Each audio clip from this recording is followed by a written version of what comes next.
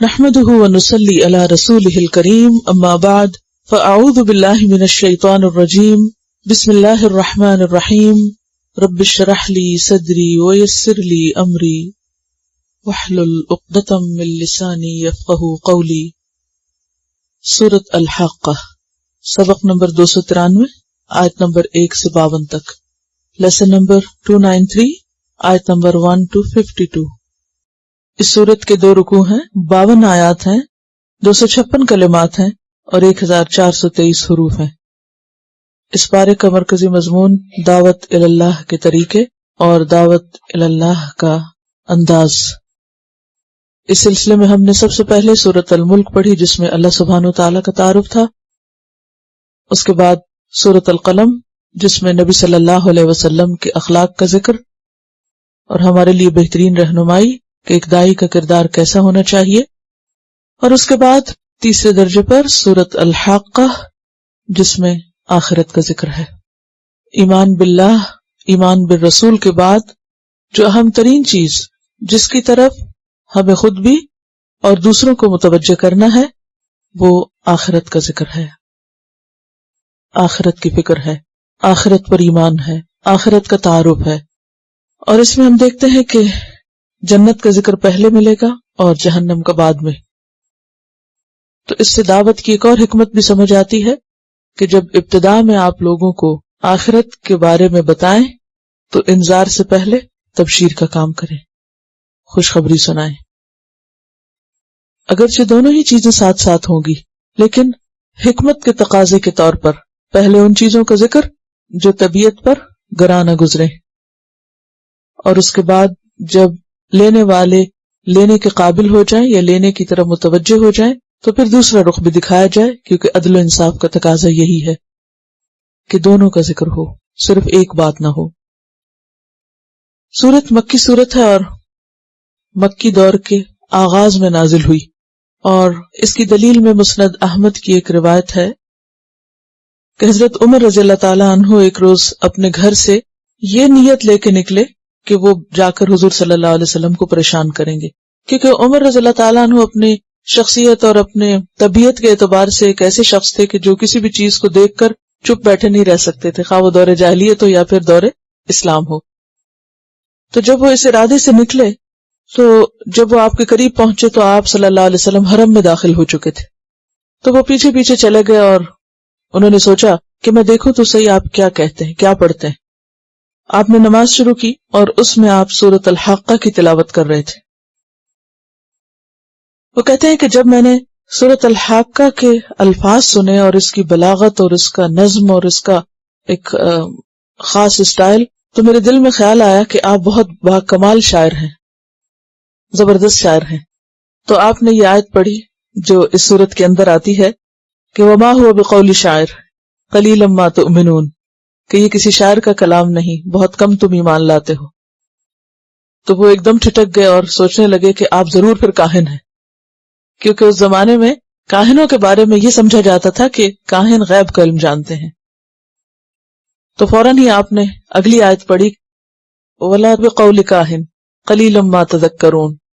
تو کہتے ہیں کہ وہ لمحہ ایسا تھا کہ جس پر قرآن کی عظمت اور اسلام کی سچائی جو تھی وہ میرے دل میں اتر گئی، لیکن اس سچائی کو باہر آتے ایک وقت لگا، اور وہ بڑا حادثہ پھر آخری ایک ٹرننگ پوائنٹ بنا جب اپنی بہن کو زخمی دیکھا اور ان سے سورۃ طٰہٰ سنی۔ تو اس اعتبار سے بھی آپ اس سورت کو اگر ابتدائی دور کے درس میں یا لوگوں کو تعلیم دیتے ہوئے سنائیں تو بہت افیکٹو سورت ہے۔ یہ ٹیکنیکس میں ان لوگوں کے لیے بتا رہی ہوں کہ جو قرآن پڑھ کر آگے پہنچانے کا انشاءاللہ باضابطہ کام کریں۔ تو بالکل اگر نئے لوگوں میں آپ جائیں کہ جنہوں نے کبھی بھی قرآن کے بارے میں کچھ نہیں سنا، تو ان کے ساتھ آپ یہ ترتیب رکھ سکتے ہیں، کیونکہ باقاعدہ لفظ لفظ کا ترجمہ اور تعلیم القرآن سکھانا یہ ذرا بعد میں آتا ہے۔ ابتدا میں قرآن سے مانوس کرنا چاہیے اور ان کو رواں ترجمہ سنانا چاہیے اور چھوٹی چھوٹی ہلکی ہلکی تفسیر کرنی چاہیے، تاکہ لوگوں کے دلوں میں قرآن اترے بغیر کسی بوجھ کے۔ کیونکہ جب سیکھنے کا مرحلہ آتا ہے تو وہ ذرا مشکل ہوتا ہے، مشقت والا ہوتا ہے۔ تو ابتدائی دور میں صرف سنانا چاہیے، جب سن کر ان کے اندر خود شوق پیدا ہو کہ اب ہمیں سیکھنا ہے تو پھر سکھانا چاہیے. اور تعلیم کے لیے یہ تدریج اور یہ ترتیب جو ہے بے حد ضروری ہے. ایسے لوگ جنہیں قرآن کی قدر و قیمت ہی نہیں پتا اور وہ قرآن سے ابھی کوئی تعلق ہی نہیں ہے، ان کا کچھ جانتے ہی نہیں ہے، اگر پہلے دن آپ ان کو لے کر بیٹھ کے بے سات اسم نام اللہ اللہ الرحمن بہت مہربان الرحیم بار بار رحم کرنے والا سکھانا شروع کریں گے تو وہ گھبرا اٹھیں گے. اور خاص طور پر اس لیے بھی کہ جب لفظ کا ترجمہ کیا جاتا ہے تو نہ اردو سمجھ آتی نہ عربی سمجھ آتی ہے، اور وہ ترتیب سمجھ نہ آنے کی وجہ سے بعض اوقات بہت گھبراہٹ بھی ہونے لگتی ہے کہ اردو کے سینٹنس جب سیدھے سیدھے نہیں آتے تو بات پوری طرح سمجھ نہیں آتی. چلیے، بسم اللہ الرحمن الرحیم. الحاقہ، حق ہونے والی، ثابت ہونے والی. حاقہ کا لفظ حقہ سے ہے. حقہ کا معنی ہوتا ہے ثابت اور واجب ہونا. حاقہ جس چیز کا قیام حق ہے، اور پھر یہ پائیدار حقیقت کے معنوں میں بھی استعمال ہوا، اور مراد اس سے قیامت ہے. اور قیامت کے بہت سے ناموں میں سے ایک نام الحاقہ اس لیے بھی ہے کہ قیامت بڑی حقیقتوں میں سے ایک بہت سچی حقیقت ہے. خواہ کوئی اس کو مانے یا نہ مانے، یہ حق ہو کر رہنے والی ہے، ثابت ہو کے رہنے والی ہے، اٹل ہے، قطعی ہے. اور پھر حق کرنے والی بھی ہے، یعنی جو چیز حق ہے اس کو یہ حق ثابت کر دے گی، حق بتائے گی. قیامت کے دن حق کو باطل کا فرق سامنے آ جائے گا. آج دنیا میں تو بہت سی چیزیں جو سچی ہیں، حق ہیں، لیکن ہم ان کو بعض اوقات بطور حق کے نہیں مانتے، اور ہم ان کے بارے میں ڈاؤٹ فل رہتے ہیں کہ معلوم نہیں یہ سچ ہے بھی یا نہیں، اور پتہ نہیں ٹھیک ہے بھی یا نہیں. اور شیطان بھی بہت سے وسوسے ڈالتا رہتا ہے. لیکن قیامت کے دن جو اصل حق ہے وہ سامنے آئے گا. اس وقت اس حق کو کوئی بھی جھٹلا نہ سکے گا، ہر ایک کو حق ماننا پڑے گا. بڑے بڑے مجرم اور انکاری جو کسی طور پر بھی اس سچائی کو ماننا نہیں چاہتے، وہ بھی اس کو مان جائیں گے، اس پر یقین کر لیں گے، اس کا اقرار کریں گے. یہ اپنے آپ کو منوا کے رہے گی، سچائی ثابت ہو جائے گی. ہر ایک صرف حق ہی کے ساتھ ہوگا. تو الحاقہ، اور حاقہ جو ہے یہ اصل میں اسم فاعل ہے، اور تے جو ہے یہ مؤنث کے لیے. تو قیامت کے لیے الساعہ اس میں بھی تے آتا ہے، القارعہ، الواقعہ. تو قیامہ اور القیامہ، الطامہ، الساخہ، جتنے بھی قیامت کے نام ہیں وہ سب کس پہ ختم ہوتے ہیں؟ تائے مؤنث پہ، یعنی مؤنث ہے. قیامت کے نام کیا ہیں؟ مؤنث ہے. تو الحاقہ، حق ہونے والی، سچ ہونے والی، ثابت ہونے والی، واقع ہونے والی، جس کے امر حق ہونے میں کوئی شک ہی نہیں، جو آ کر رہے گی، اور اس روز ہر ایک کو اس کا حق مل کر رہے گا. ملحاقہ، کیا ہے وہ حق ہونے والی؟ یہ جو ماں ہے یہ سوال کے لیے نہیں ہے، یہ دراصل اس دن کی ہولناکی کو بیان کرنے کے لیے آیا ہے. بالکل اسی طرح جیسے القارعہ، مل قارعہ، وما ادراک مل قارعہ. اور یہاں بھی الحاقہ، ملحاقہ، وما ادراک ملحاقہ. تو یہ آپ سے پوچھا نہیں جا رہا کہ آپ بتائیں، بلکہ سوالیہ انداز میں اس چیز کی اہمیت کو بیان کیا جا رہا ہے، اس کی ہولناکی کا ذکر ہے، اس کی سختی کا ذکر ہے. اور ویسے بھی عربی میں جب کسی چیز کی عظمت بیان کرنی ہو تو عموماً آتا ہے ما ہیہ، کیا ہے وہ، یعنی کسی چیز کو امپورٹنس دینا مقصود ہو. تو یہاں قیامت کی عظمت نہیں بلکہ اس کی شدت کا اظہار کیا جا رہا ہے سوالیہ انداز میں. الحاقہ، ملحاقہ، کیا ہے وہ حق ہونے والی؟ وما ادراک، اور کیا چیز بتائے تجھ کو، کیسے سمجھایا جائے تجھ کو. ملحاقہ، کیا ہے وہ حق ہونے والی. اگرچہ یہاں پر ادراکہ کا پہلا مخاطب خود نبی صلی اللہ علیہ وسلم ہے، لیکن اس کے بعد ہر ریڈر اور ہر لسنر جو بھی اس کے بارے میں پڑھے یا سنے تو الحاقہ، ملحاقہ، وما ادراک ملحاقہ. کذبت ثمود وعاد بالقارعہ، کذبت جھٹلایا تھا، سمود نے یعنی قوم صالح، وعاد اور عاد قوم ہود نے، بالقارعہ، قارعہ کو، قیامت کو، کھڑکھڑا دینے والی کو. قارعہ کا لفظ قرع سے ہے، اور قرع کا معنی ہوتا ہے ٹھوکنا، کوٹنا، کھڑکھڑانا، بجانا، ایک چیز کو دوسری چیز پہ اس طرح مارنا کہ آواز پیدا ہو. قرع الباب کا معنی ہوتا ہے دروازہ نوک کرنا، کھٹکھٹانا. اور قارعہ یہ بھی اسم فاعل کھڑکھڑانے والی، جو آ کے سب کچھ توڑ پھوڑ کے کھڑکھڑا دے، یعنی زبردست شور مچا دے. اب سوچیں کہ اگر ایک عمارت بھی گرے یا کوئی ایک چیز گرے، اوپر سے نیچے کوئی چیز گرتی ہے، ایک گلاس ہی گرتا ہے آپ کے ہاتھ سے، تو کیا ہوتا ہے؟ سارا گھر ہل جاتا ہے. کوئی اس دروازہ ہی زور سے پٹخا دے تو کیا ہوتا ہے؟ پوری دیواریں ہل جاتی ہیں نا. تھوڑا سا زلزلہ بھی ہے تو ہر چیز آپس میں بجنے لگتی ہے. تو قیامت کے دن کا زلزلہ تو ایسا زلزلہ ہے کہ ایک کے بعد ایک جھٹکا آئے گا، تو تمام موجودات آپس میں ٹکرا جائیں گی اور اس سے زبردست قسم کا شور پیدا ہوگا. یعنی چیزوں کے آپس میں ٹکرانے کی وجہ سے، بجنے کی وجہ سے. اگر آپ نے کبھی ڈگی میں کچھ ایسا سامان رکھا ہو جیسے برتن ہے یا کچھ، تو جو کار چلتی تو کیا ہوتا ہے؟ صرف کار کے ہلنے کی وجہ سے، اور کار کی رفتار کیا ہوتی تو کتنی اریٹیشن ہوتی، ایک چیز دوسرے کے ساتھ کھٹکھٹا رہی ہے. اور تو قیامت کا زلزلہ بھی جب آئے گا تو ہر چیز آپس میں یوں ٹکرائے گی اور کھٹکھٹائے گی کہ ایک شور اٹھ جائے گا کہ واقعی کوئی حادثہ پیش آ گیا. کذبت ثمود وعاد بالقارعہ. اب یہاں پر آپ انداز دیکھیے کتنا جلالی اور کتنا زبردست ہے کہ قیامت کا لفظ بطور قیامت ساعہ نہیں کہا گیا، بلکہ ایک جگہ الحاقہ تو دوسری جگہ القارعہ کہا گیا، تاکہ لوگ اس کی شدت کو محسوس کریں کہ وہ ہے کیا چیز. فاما ثمود، تو جہاں تک سمود کا تعلق ہے، اور یہاں بھی آپ دیکھیں کہ تھوڑا ترتیب میں فرق ہے. عام طور پر قوم عاد کا ذکر پہلے آتا ہے کیونکہ اس کی زمانی ترتیب پہلے ہے، لیکن یہاں سمود اگرچہ زمانی ترتیب میں بعد میں ہے لیکن ان کا ذکر پہلے ہے. فَأَمَّا ثَمُودُ فَأُهْلِكُوا بِالطَّاغِيَةِ، تو جہاں تک سمود کا تعلق ہے تو وہ ہلاک کر دیے گئے طاغیہ سے، حد سے نکلنے والی سے. طاغیہ کا لفظ جو ہے یہ طغیانی سے، اور طغیانی کیا ہوتی ہے؟ کسی چیز کا حد سے باہر نکلنا. جیسے سمندر میں طغیانی ہو تو اس کی لہریں جو اپنی مقرر لمٹ ہے اس سے باہر آ جاتی. اسی طرح دریاؤں میں، سمندروں میں، جہاں کہیں بھی ہو.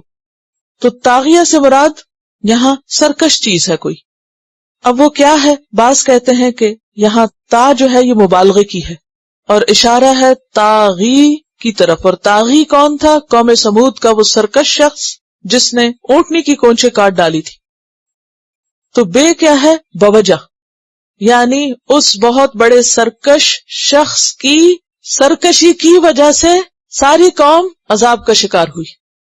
تو یہاں پر طاغیہ سے مراد کیا ہوا؟ نمبر 1 وہ شخص قدار بن سالف، اور پھر بے کا ترجمہ کیا کریں گے آپ؟ بوجہ، یعنی اس کے اونٹنی کے کونچے کاٹنے کی وجہ سے. جیسے وہ ایک اور جگہ پر آتا ہے نا کہ اِذِ انبعث اشقاها، جب ان کا سب سے بدبخت شخص اٹھا، وہاں اس کو اشقا کہا گیا. اور پھر اس نے کیا کیا؟ کونچے کاٹی. تو فدمدم علیہم ربہم بذنبہم، وہاں بھی کیا ہے؟ ان کے گناہ کی وجہ سے ان پر یہ سب کچھ ہوا. تو ایک معنی یہ ہوا. پھر اسی طرح اس سے مراد سرکش قوم بھی لیا گیا. طاغیہ سے مراد صرف وہ قدار نہیں بلکہ اس کے ساری قوم، کیونکہ وہ سارے اس کے ساتھ تھے، اس کی ہاں میں ہاں ملانے والے تھے، اس کو روکنے والے نہیں تھے. یعنی قوم طاغیہ. تو یہاں بھی پھر معنی بے بوجہ ہوگا، جیسے کہ پوری قوم سمود کے بارے میں آتا ہے کذبت ثمود بتغواہا. اور پھر اسی طرح طاغیہ سے مراد وہ سخت کڑک بھی ہے جو حد سے بڑی ہوئی چیخ تھی. کس کی؟ بعض کہتے ہیں کہ جبریل علیہ السلام کی تھی، یا پھر وہ زمین کے پھٹنے کی تھی جو زلزلے کی وجہ سے اٹھی چیخ. بہرحال حقیقت تو اللہ ہی جانتا ہے. یہ قوم چیخ سے ہلاک کی گئی تھی، جس کا ذکر دوسری جگہوں پر بھی آتا ہے. سورۃ الاعراف میں اس کو الرجفہ کہا گیا، زبردست زلزلہ. اور آپ نے دیکھا ہوگا کہ زلزلے کے موقع پر بھی بعض اوقات یعنی شور اٹھتا ہے. سورۃ ہود میں اس کو الصیحہ کہا گیا، چیخ یا زبردست دھماکہ. حامیم سجدہ میں اس کو صاعقۃ العذاب کہا گیا، اور یہاں پر اس کے لیے طاغیہ کا لفظ آیا. سورہ زاریات میں بھی صاعقہ آتا ہے، فأخذتهم الصاعقہ، تو اس قوم کو صاعقہ نے آ پکڑا. فأما ثمود فأهلكوا بالطاغیہ. تو یوں محسوس ہوتا ہے کہ جیسے قوم سمود کا ذکر اس لیے پہلے آیا کہ ان پہ جو عذاب گزرا بہت ہی شدید نوعیت کا تھا، جس کے لیے ایک نہیں کئی لفظ آ رہے ہیں. باقی قوموں کے عذاب کے لیے وہ خاص مخصوص ایک لفظ بتا دیا جاتا ہے کہ اس چیز سے وہ ہلاک ہوئے، لیکن ان کی ہلاکت کے لیے ساخہ، رجفہ، طاغیہ، تغوا، صاعقہ، یہ سب الفاظ آئے کہ بہت شدت کا عذاب ان پر آیا. فَأَمَّا ثَمُودُ فَأُهْلِكُوا بِالطَّاغِيَةِ، اگرچہ یہ سارے معنی یہاں پر فٹ ہوتے ہیں، لیکن باقی آیات کی مناسبت سے یہاں اگر طاغیہ کا معنی کڑک یا چیخی کیا جائے تو زیادہ سوٹیبل ہے، اگرچہ مفہوم میں باقی معنی بھی غلط نہیں ہے. فَأَمَّا ثَمُودُ فَأُهْلِكُوا بِالطَّاغِيَةِ، اور آگے عاد کا آتا ہے عاتیہ، تو مراد اس سے ذریعہ عذاب ہے. پھر وَأَمَّا عَادٌ، اور جہاں تک عاد کا تعلق ہے فَأُهْلِكُوا، تو وہ ہلاک کر دیے گئے، بِرِيحٍ، ایک ہوا کے ذریعے، سرسرن، سخت ٹھنڈی، سناٹے کی، عاتیہ، سرکش، تیز و تند. عاتیہ کا لفظ کس سے ہے؟ عتوب سے، عین تا واو. عتوب کا کیا معنی ہوتا ہے؟ حد سے بڑھ جانا. اب دیکھیے طاغیہ میں بھی حد سے بڑھنا ہے اور عاتیہ میں بھی حد سے بڑھنا ہے، یعنی اپنی شدت میں، شور میں، سختی میں، ٹھنڈک میں، رفتار میں حد سے بڑی ہوئی تھی. انتہائی گستاخ. گستاخ شخص کے لیے بھی عاتیہ آتا ہے. گستاخ کون ہوتا ہے؟ جو انتہائی بدتمیز ہو. تو یہ ہوا کیسی تھی؟ بِرِيحٍ سَرْسَرٍ عَاتِيَةٍ، اور کیا کیا اس نے؟ سَخَّرَهَا عَلَيْهِمْ، اس نے مسخر کر دیا، چھا دیا اس کو، ہاں اس ہوا کو، علیہم ان پر. کن پر؟ قوم عاد پر. کتنے دن؟ 7 لیال، 7 راتیں، و8 ایام، اور 8 دن. راتوں کا ذکر اس لیے پہلے کہ عربی میں دن کا آغاز رات سے ہوتا ہے، رات پہلے آتی، دن بعد میں آتا ہے. تو 7 لیال و8 ایام، اور 8 دن کیوں بنے؟ کیونکہ وہ 7 راتیں جب گزری تو اگلا دن جو تھا وہ 8واں بن گیا.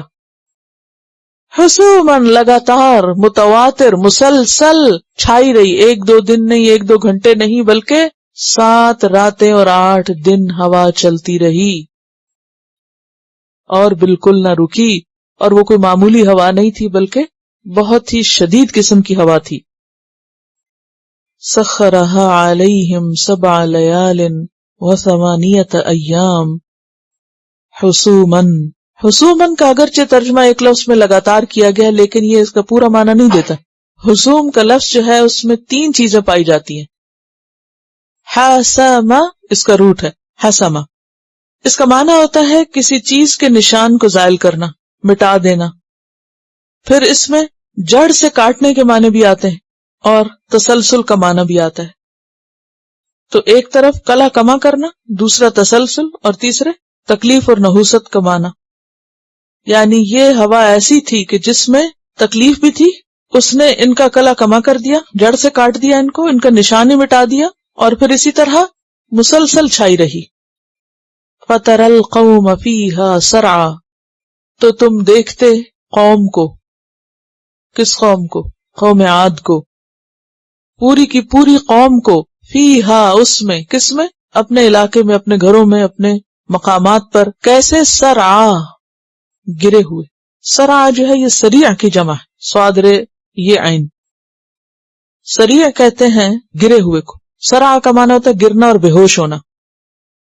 اور گرنے کی وجہ کیا ہوتی؟ اضطراب، گھبراہٹ، بے ہوشی. مرگی کا مریض جب غش کھا کے گرتا ہے تو اس کو بھی سریع کہتے ہیں. کبھی کسی بے ہوش انسان کو دیکھا یا کسی کو اچانک گرتے ہوئے دیکھا یا گرے ہوئے شخص کو دیکھا؟ کبھی تصویروں میں ہی دیکھا ہوگا. ایک تو نا خود انسان بیٹھتا ہے یا اپنے آپ کو کنٹرول کرتا ہے، اور ایک یہ کہ پتہ ہی نہ چلے اور دھڑام سے جا گرے کوئی. ہاں، تو وہ لوگ ایک نہیں، پوری کی پوری قوم گری پڑی تھی. ذرا سین امیجن کریں، بچے، بڑے، عورتیں، بوڑھے، جوان، سب کے سب، امیر، غریب، سب گرے پڑے تھے. اگر کوئی اوپر سے ایریل سین دیکھے، پوری قوم، اور وہ بھی اتنی لمبی چوڑی، اتنے مضبوط جسموں کے مالک. یہ قرآن میں آتا نا کہ لم یخلق مثلھا فی البلاد، ایسے مضبوط کہ ان جیسے کبھی دنیا میں پائے ہی نہیں گئے، اللہ نے پھر پیدا ہی نہیں کیے ویسے اتنے لمبے چوڑے۔ کافی سال پہلے ایک دفعہ زہریلی گیس کے ذریعے لوگوں کو مارا گیا تھا، تو میں یونیورسٹی میں پڑھاتی تھی، تو ہمارے راستے میں عراقی سفارت خانہ تھا، تو اس کے باہر انہوں نے دیوار کے اوپر وہ تصویریں لگا رکھی تھی کہ جو بھی گزرے اس کو دیکھے۔ اتنا وحشتناک سین تھا کہ لوگ اپنے صحت مند لوگ جینز میں، اپنے ڈیلی ڈریسز میں ڈریس اپ ہوئے ہوئے، اور ابھی شکلیں بھی بالکل فریش نظر آ رہی تھی جیسے کچھ سوئے ہوئے ہوتے ہیں۔ اگر اس منظر کو ملاحظہ کرنا ہو تو جو لوگ حج پہ جا رہے ہیں وہ مزدلفہ کی رات جب سب لیٹ جائیں تو کھڑے ہو کے چاروں طرف دیکھیں، وہ سین دیکھنے کا ہوتا ہے۔ اور اس میں جتنی قبر مجھے اس دن یاد آتی ہے کبھی نہیں آتی، کیونکہ آپ کوئی بھی یہاں آپ کو نیچے ہی لیٹنا ہے۔ اگرچہ اب لوگ اپنے ساتھ جیسے وہ کرسیاں لے کے جاتے ہیں تو کچھ لوگ اسی طرح کے بیڈ بھی اٹھائے پھرتے ہیں، کیونکہ بےچارے نہیں بیٹھ سکتے نیچے، جن لوگوں کے خاص گھٹنوں وغیرہ میں تکلیف ہوتی ہے، تو اکا دکا ایسے بھی لوگ ہوتے ہیں، لیکن میجورٹی 99.9% لوگ جو ہیں وہ زمین پر لیٹتے ہیں اور اوپن ایئر میں لیٹتے ہیں۔ عرفات میں تو دن کا ہی وقت ہوتا ہے اور منا میں خیمے لگے ہوئے ہوتے ہیں، لیکن مزدلفہ میں عام طور پہ خیمے نہیں ہوتے، کھلے آسمان کے نیچے لیٹے ہوتے ہیں لوگ۔ تو اس کو دیکھ کے ایسی قوم عاد یاد آتی نا کہ کس طرح صحت مند جیتے جاگتے لوگ، اور پھر ٹھنڈی ہوا تھی نا تو باڈیز بھی ایک دم نہیں وہ خراب ہوئی ہوں گی، کس قدر ہیبت ناک سین ہو سکتا ہے، کیونکہ اللہ تعالیٰ دکھا رہے ہیں، ذرا دیکھو ان کو، دیکھ کے عبرت پکڑو۔ فَتَرَى الْقَوْمَ فِيهَا سَرْعًا، اور دیکھ کے کیسے لگ رہے تھے، كَأَنَّهُمْ، گویا کہ وہ اعجاز نخل خاویہ، اعجاز تنے ہیں، نخل کھجور کے درختوں کی، خاویہ کھوکھلے۔ کھجور کا درخت جب پرانا ہو جاتا ہے اور اس کی جڑ کھوکھلی ہو جاتی ہے تو پھر تیز آندھی سے وہ گر جاتا ہے، اور کھجور کا درخت بھی چونکہ اونچا لمبا ہوتا ہے، عام کٹا ہوا درخت بھی تکلیف دیتا ہے دیکھ کے۔ میں تو کبھی بھی درخت کو کٹا ہوا دیکھو تو میرے دل پہ بہت ہی تکلیف گزرتی ہے، برداشت نہیں ہوتا۔ لیکن ہوتا یہ ہے کہ وہ اتنا نظر نہیں آتا کیونکہ اس کی شاخیں، پتے اور چیزیں وہ ملا جلا کے وہ زمین پہ ایک اور منظر پیش کرتی۔ لیکن کھجور کے درخت کا آپ دیکھیں کہ نیچے سے اوپر تک وہ ایک سیدھا تنا ہوتا ہے اور اوپر جا کے کچھ چھتری سی ہوتی ہے۔ اب اگر وہ گر پڑے، اور وہ چھوٹی عمر میں نہیں گرتا، وہ اپنی انتہائی ہائٹ پہ پہنچ کے جو بہت اونچا ہو جاتا ہے اور بہت پرانا ہو جاتا ہے تو پھر گرتا ہے۔ اب اگر وہ گرا ہوا آپ کبھی دیکھیں تو وہ ایسے ہی لگتا ہے جیسے کوئی انسان گرا پڑا ہو، اور دور تک اس کا تنا نظر آ رہا ہوتا ہے۔ تو انسان بھی جب لیٹتا ہے تو ایسا لگتا ہے جیسے کوئی لمبی سی چیز، کوئی تنا ہی پڑا ہوا ہو۔ فَتَرَى الْقَوْمَ فِيهَا سَرْعًا كَأَنَّهُمْ أَعْجَازُ نَخْلٍ خَاوِيَةٍ، کھوکھلے کھجور کے تنے یا جڑیں گری پڑی ہوں۔ اور اللہ سبحانہ وتعالیٰ اس کو عذاب کا کوڑا کہتے ہیں کہ یہ میرے عذاب کا کوڑا تھا، جیسا کہ قرآن پاک میں ایک اور جگہ پر آتا ہے فَأَرْسَلْنَا عَلَيْهِمْ رِيحًا صَرْصَرًا فِي أَيَّامٍ نَحِسَاتٍ، سورۃ الفجر میں آتا ہے فَصَبَّ عَلَيْهِمْ رَبُّكَ صَوْتَ عَذَابٍ إِنَّ رَبَّكَ لَبِالْمِرْصَادِ۔ پھر أَلَمْ تَرَ كَيْفَ فَعَلَ رَبُّكَ بِعَادٍ إِرَمَ ذَاتِ الْعِمَادِ الَّتِي لَمْ يُخْلَقْ مِثْلُهَا فِي الْبِلَادِ۔ تو اس میں ہم سب کے لیے سبق ہے۔ کوئی انسان جسمانی طور پہ کتنا بھی فٹ، کتنا بھی صحت مند، کتنا بھی طاقتور، اونچا لمبا چوڑا، بہت زبردست شخصیت کا مالک، لیکن اللہ کے سامنے کچھ بھی نہیں، ایک جھٹکا بھی کافی ہے انسان کو گرانے کے لیے۔ فَتَرَى الْقَوْمَ فِيهَا سَرْعًا كَأَنَّهُمْ أَعْجَازُ نَخْلٍ خَاوِيَةٍ فَهَلْ تَرَى لَهُم مِّن بَاقِيَةٍ، فَهَلْ تو کیا، ترى تم دیکھتے ہو، لَهُم ان کے لیے، مِن باقیہ کوئی بھی بچا ہوا، کسی کو بھی بچا ہوا پاتے ہو؟ یہ تو نسل کی جڑ کٹ گئی، سبھی مٹ گئے۔ وَجَاءَ فِرْعَوْنُ، اور آیا فرعون، وَمَنْ قَبْلَهُ، اور جو اس سے پہلے تھے، یعنی فرعون اور فرعون سے پہلے اور بھی قومیں جن کا ذکر یہاں نہیں۔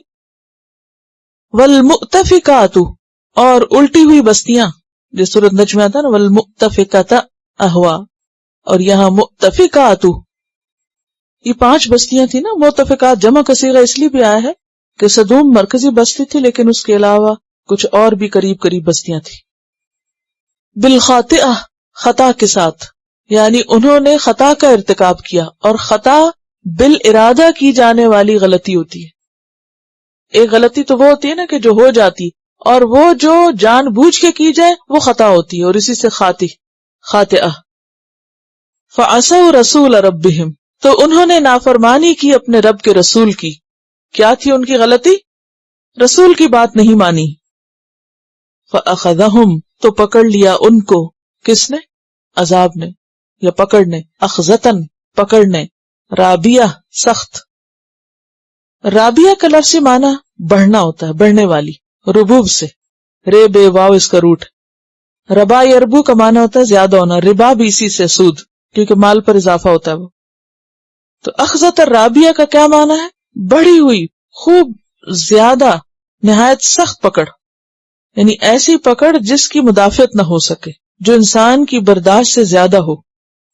ایک پکڑ وہ ہوتی ہے نا جس کا مقصود صرف انسان کو وارن کرنا ہوتا ہے، اور ایک پکڑ ایسی ہوتی ہے کہ جو پھر پکڑی ہوتی ہے، انسان اس کو نہیں پکڑ سکتا۔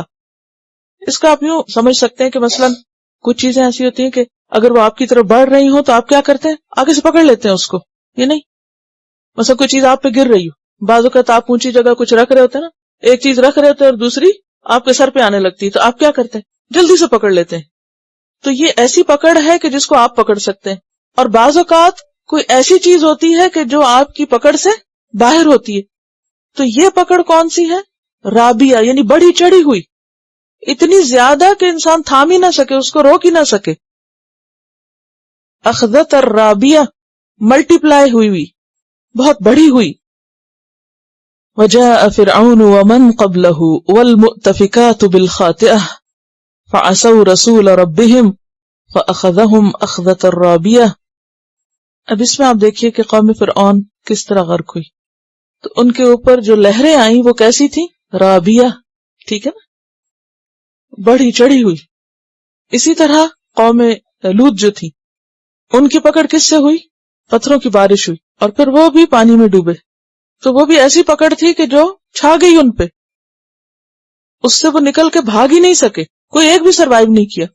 دنیا میں تو ایسا ہوتا خدا نخواستہ کسی بلڈنگ میں آگ لگ جائے، کوئی گر جائے تو کوئی نہ کوئی نکل کے ادھر ادھر اسکیپ کر جاتا ہے، لیکن وہ اس طرح چھائی ہوئی تھی کہ کوئی بھی نہیں بھاگ سکا، نکل ہی نہیں سکا، وہ ان پہ چھا گئی بس۔ رابیہ۔ اچھا ایک اور بات یہ کہ بعض لوگ اپنا نام رابیہ بولتے ہیں یا رکھتے ہیں، یہ کوئی اچھا نام نہیں ہے۔ اخذتاً رابیت کے اعتبار سے بھی ٹھیک نہیں ہے، اور ویسے بھی بڑی چڑھی ہوئی لڑکی کے لیے نام رکھنا کوئی عقل مندی والی بات نہیں، کیونکہ بڑھنا چڑھنا پھلنا پھولنا اس معنی میں ہوتا چلے عین سے لوگ بولتے رابیہ ہیں۔ بہت لوگوں کو میں نے غلط پروننسیشن کے ساتھ اور لکھتے اور پڑھتے بھی یا بولتے سنا ہے، تو اگر آپ رابعہ رکھتے ہیں تو پھر عین بھی پروناؤنس کریں۔ اور اس کا بھی کیا معنی ہے؟ چوتھی کیا معنی ہے؟ رابعہ بصری کے نام پہ شاید رکھتے ہیں، لیکن اس سے بہتر کسی صحابیہ کے نام پہ رکھ لیں۔ مجھے کوئی حق نہیں ہے یہ سب باتیں کرنے کا، لیکن تھوڑی سی رہنمائی ضروری ہے، کیونکہ ہم اپنے بچوں کے نام بعض اوقات بالکل بے سوچے سمجھے رکھ دیتے ہیں۔ ربیع جو ہے وہ تو بہار ہے، بہار، ربیع وہ اچھا ہے اگر بہار کے معنوں میں رکھنا۔ بہت سے لوگ قرآن کھولتے ہیں، جو پہلا لفظ دیکھتے چاہے وہ فعل ہو یا امر ہو یا نہیں ہو یا اسم ہو یا چاہے جہنم کا نام ہو، بس وہ رکھ لیں گے کیونکہ قرآن میں آیا ہے، تو یہ کوئی عقل مندی کی بات تو نہیں۔ انا لما طغى الماء، بے شک ہم نے جب حد سے بڑھ گیا پانی، حملناکم فی الجاریہ، سوار کر دیا تم کو کشتی میں، جاریہ چلنے والی، مراد کیا ہے؟ کشتی۔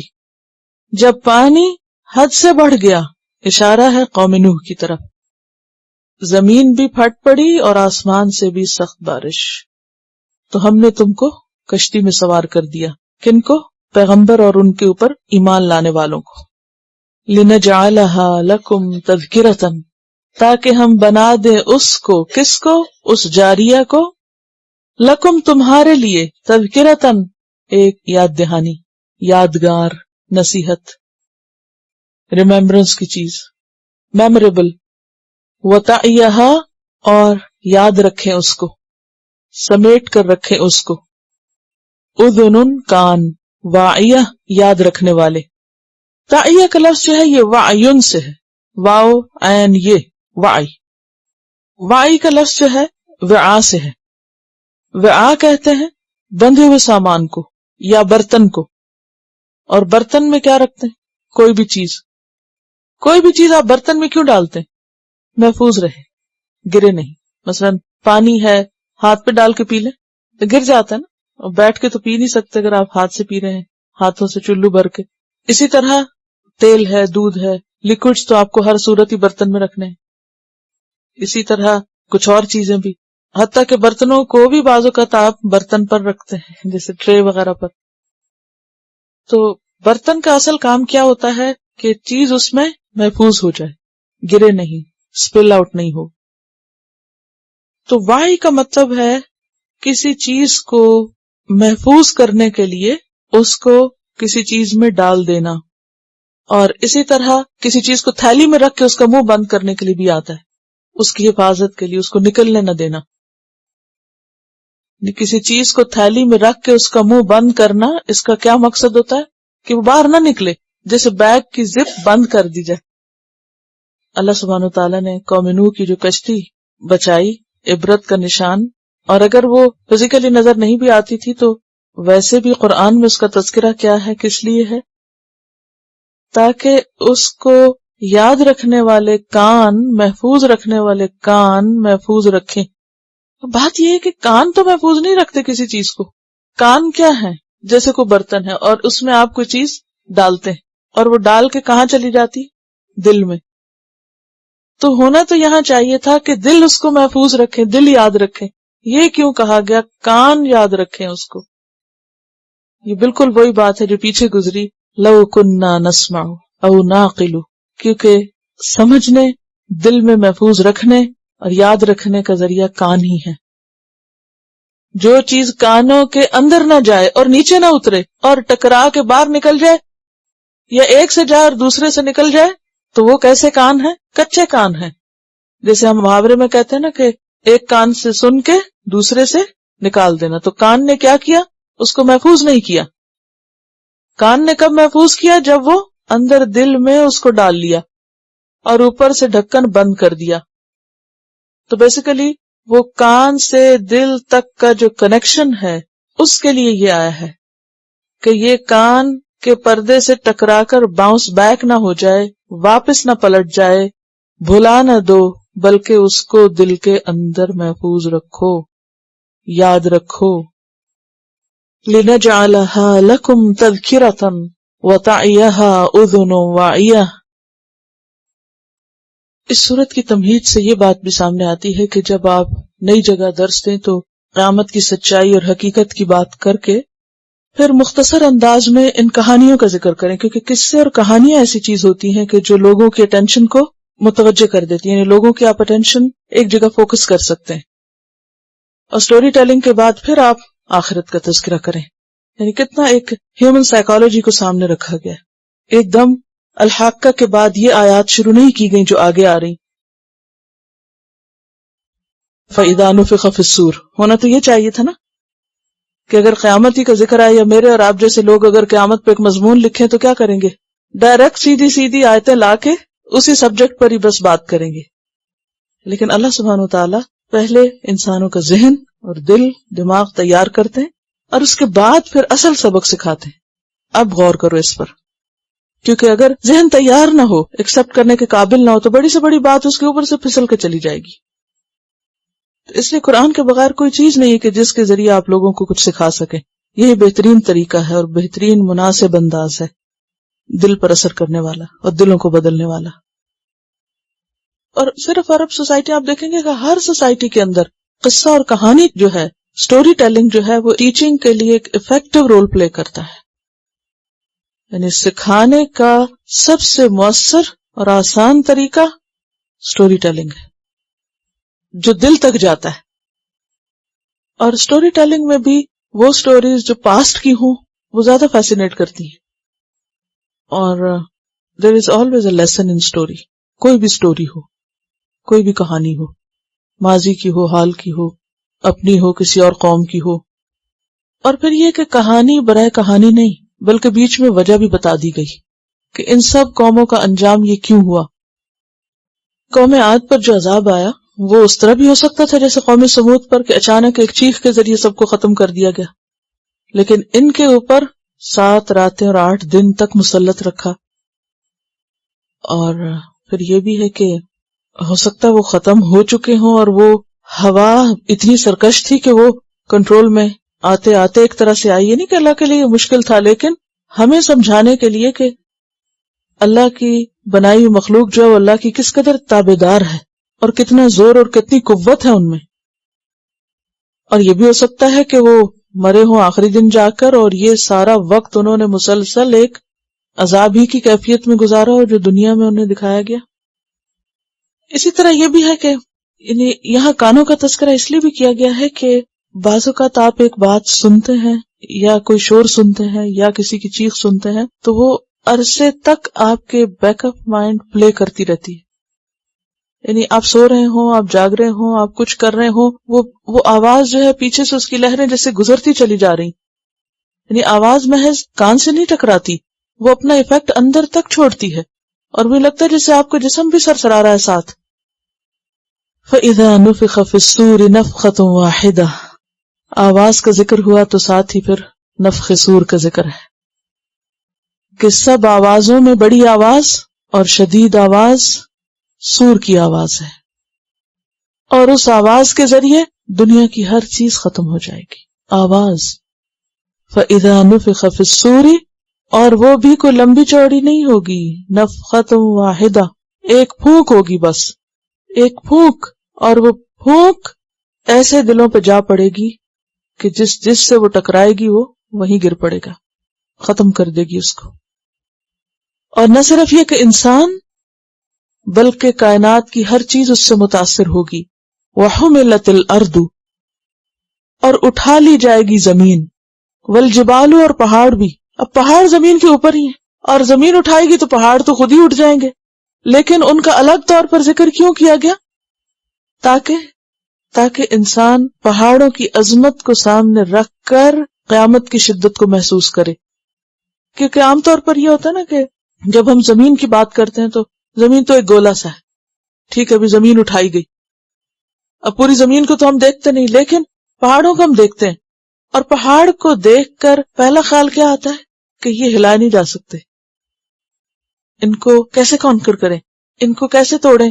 بعض اوقات اگر آپ پہاڑی رستے پہ سفر کر رہے ہوں تو تھوڑا سا فاصلہ ہوتا ہے اور وہ گھنٹوں لگ جاتے ہیں گھوم گھوم کے. سرگودا اور پنڈی کے راستے میں ایک کٹھا کی پہاڑی آتی ہے اور وہ کافی اس پہ وقت لگ جاتا ہے نا، اور جب وہ ٹاپ پہ پہنچتے نیچے دیکھتے ہیں تو کہتے ہیں ابھی تو وہاں سے آئے ہم، یہ تو چند کلومیٹر کی بات تھی. تو میرا ہمیشہ وہاں پہنچ کے دل چاہتا ہے کہ کوئی طریقہ ہو کہ یہ پہاڑ کاٹ کے وہاں سے یہاں تک کا فاصلہ سیدھا کر دیا جائے اور یہ گھنٹے ضائع ہونے سے بچ جائیں. لیکن یہ کہنے اور سوچنے کی بات ہے نا. لیکن قیامت کے دن سارے پہاڑ یوں اٹھا لیے جائیں گے جیسے کوئی کھلونا ہوتا ہے نا، جیسے چھوٹے چھوٹے بچے بال اٹھا کے لے آتے ہیں، چھوٹے چھوٹے ہاتھ ہوتے ہیں نا، تو بچوں کو بال بہت اچھا لگتا ہے، اٹھاتے ہیں تو گر جاتا ہے ہاتھ سے. لیکن قیامت کے دن یہ زمین بھی ایسے ہے جیسے ایک بال، اور اس کے اوپر بڑے بڑے پہاڑ، یہ ایسے ہی ہوگا جیسے کسی ایک ہاتھ نے ان کو اٹھا کے ہاتھ میں رکھ لیا. وَحُمِلَتِ الْأَرْضُ وَالْجِبَالُ فَدُكَّتَا دَكَّةً وَاحِدَةً، پھر ان کو ریزہ ریزہ کر دیا جائے گا ایک ہی چھوٹ میں، ایک ہی ڈنڈے سے، بس کچھ زیادہ نہیں کرنا پڑے گا. دک ہوتا ہے کسی چیز کو کوٹنا، پیسنا، اور ریزہ ریزہ کر دینا، توڑ پھوڑ کے، جیسے پنجابی میں کہتے ہیں نا پھیتی پھیتی کر دینا، ٹکڑے ٹکڑے کر دینا. وَحُمِلَتِ الْأَرْضُ وَالْجِبَالُ فَدُكَّتَا دَكَّةً وَاحِدَةً، دکا واحدہ، ایک چوٹ، بس ایک چوٹ، اور ساری چیز ٹوٹ جائے گی. کبھی آپ نے پہاڑوں کو توڑنے والی مشینیں دیکھی، کرشرز جو ہوتے ہیں، اور ان کے اندر جو ساؤنڈ ہوتی ہے اور جتنی وہ ایفرٹ لگتی ہے ان کو توڑنے میں، تو مہینوں لگ جاتے ہیں، اور تھوڑا سا حصہ مشکل ہوتا ہے کوٹنا، یعنی پہاڑ کاٹنا یا ڈائنامٹ پھینک کے الگ کرنا، وہ ٹکڑے کر، وہ الگ بات ہے. لیکن یہ کیا ہے، چھوٹی چھوٹی بجری بن جائے گی، اور صرف ایک چوٹ سے. اب سوچیں کہ وہ ایک چوٹ کتنی سخت چوٹ ہوگی. دنیا میں ابھی تک کوئی ایسی چیز نہیں جو پوری زمین کو بیک وقت ایک چیز پھینک کے ختم کر سکے. اگرچہ انسان نے ایسی چیزیں بنا لی ہیں کہ جو کسی ایک پہاڑ کو گرا دیں یا کسی ایک چیز کو، ایٹم بام وغیرہ کی قسم کی چیزیں جو دھماکے ہوتے ہیں، تو آپ نے دیکھا ہوگا کہ جن پہاڑوں میں وہ کرتے ہیں وہ پہاڑ بےچارے یوں آ گرتے ہیں اور دھواں اوپر کو نکل جاتا ہے. لیکن قیامت کے دن یہ سب کچھ، پوری زمین اور سارے کے سارے پہاڑ صرف ایک ڈنڈے سے یا ایک چوٹ سے یا ایک جھٹکے سے پیس کے رکھ دیے جائیں گے. دکتا دکتا واحدہ، اور دک کہتے ہیں نرم ہموار زمین کو. اچھا، نرم زمین کب ہوتی ہے؟ جب اس کی مٹی کیسی ہو؟ بربری اور باریک ہو، جیسے ریت ہوتی ہے یا مٹی ہوتی ہے. جس میں سنگلاخ چٹانیں ہو وہ نرم زمین نہیں ہوتی. دک کیا ہوتا ہے؟ نرم زمین. گویا سب کچھ اٹھا کے پیس کے چورا بھی نہیں، بورا کر دیا جائے گا. اور پھر ایک نہیں بلکہ پوری زمین، ساری کی ساری زمین، اور زمین میں کیا کچھ ہے، اس کے اندر لوہا بھی ہے اور اس کے اندر دیگر دھاتیں بھی ہیں، سونا چاندی، کیا کچھ، ان سب چیزوں کو ہی پیس کے رکھ دیا جائے گا. فَدُكَّتَا دَكَّةً وَاحِدَةً، اس قوت کا اندازہ لگائیں، اس طاقت کو محسوس کریں کہ جو ان سب چیزوں کو ختم کر دے گی. دیکھیں عام طور پہ ہم چھوٹی چھوٹی چیزیں گرائنڈ کرتے ہیں نا گھر میں، کوئی چیز آپ توڑیں، پیسیں، کاٹیں، کتنی ایفرٹ لگتی ہے، کتنا وقت لگتا ہے، کتنے لوگ اس پہ لگتے ہیں اور کتنی دفعہ اس کو توڑنا پڑتا ہے. اگر کوئی چھوٹی سی چیز بھی آپ پیسیں نا، توڑیں، حالانکہ وہ اتنی سخت بھی نہیں ہوتی، اس کو کر کر کے توڑ پھر جا کے وہ پستی ہے. اور یہاں کیا ہے؟ فَدُكَّتَا دَكَّةً وَاحِدَةً، اور بس، کیونکہ قیامت کے دن پوری زمین بدل کے کیا کر دی جائے گی؟ جیسے روٹی سے مثال دی گئی، تو یوں لگتا نا جیسے اتنی باریک پیس دی جائے گی ہر چیز. لا تری فیہا عوجا ولا امتا، کوئی اونچ نیچ نہیں ہوگی، ہر چیز ملا کے جیسے میدے کی روٹی سے اسے تشبیہ دی گئی. ہر چیز ایک ہی دفعہ کوٹ کے برابر کر کے جیسے ایک روٹی بنا کے اس کو پھیلا دیا جائے اور سب لوگوں کو وہاں کھڑا کر دیا جائے گا. وَحُمِلَتِ الْأَرْضُ وَالْجِبَالُ فَدُكَّتَا دَكَّةً وَاحِدَةً فَيَوْمَئِذٍ وَقَعَتِ الْوَاقِعَةُ، اس دن واقع ہو جائے گا واقعہ، پیش آنے والی پیش آ جائے گی، واقع ہونے والی واقع ہو جائے گی. کس چیز کی طرف اشارہ ہے؟ قیامت کی طرف. اس دن قیامت آ چکے گی. وَانشَقَّتِ السَّمَاءُ، صرف زمین ہی نہیں، آسمان بھی پھٹ جائے گا، شق ہو جائے گا، ٹکڑے ٹکڑے ہو جائے گا. شق کا کیا معنی ہے؟ ٹکڑے ہونا. زمین تو پس جائے گی لیکن آسمان پسنے کی بات نہیں آتی، ٹکڑے ہونے کی بات آتی، اس کے ٹکڑے ہو جائیں گے. فَهِيَ يَوْمَئِذٍ وَاهِيَةٌ، پس وہ اس دن ڈھیلا پڑ جائے گا، کمزور ہو جائے گا.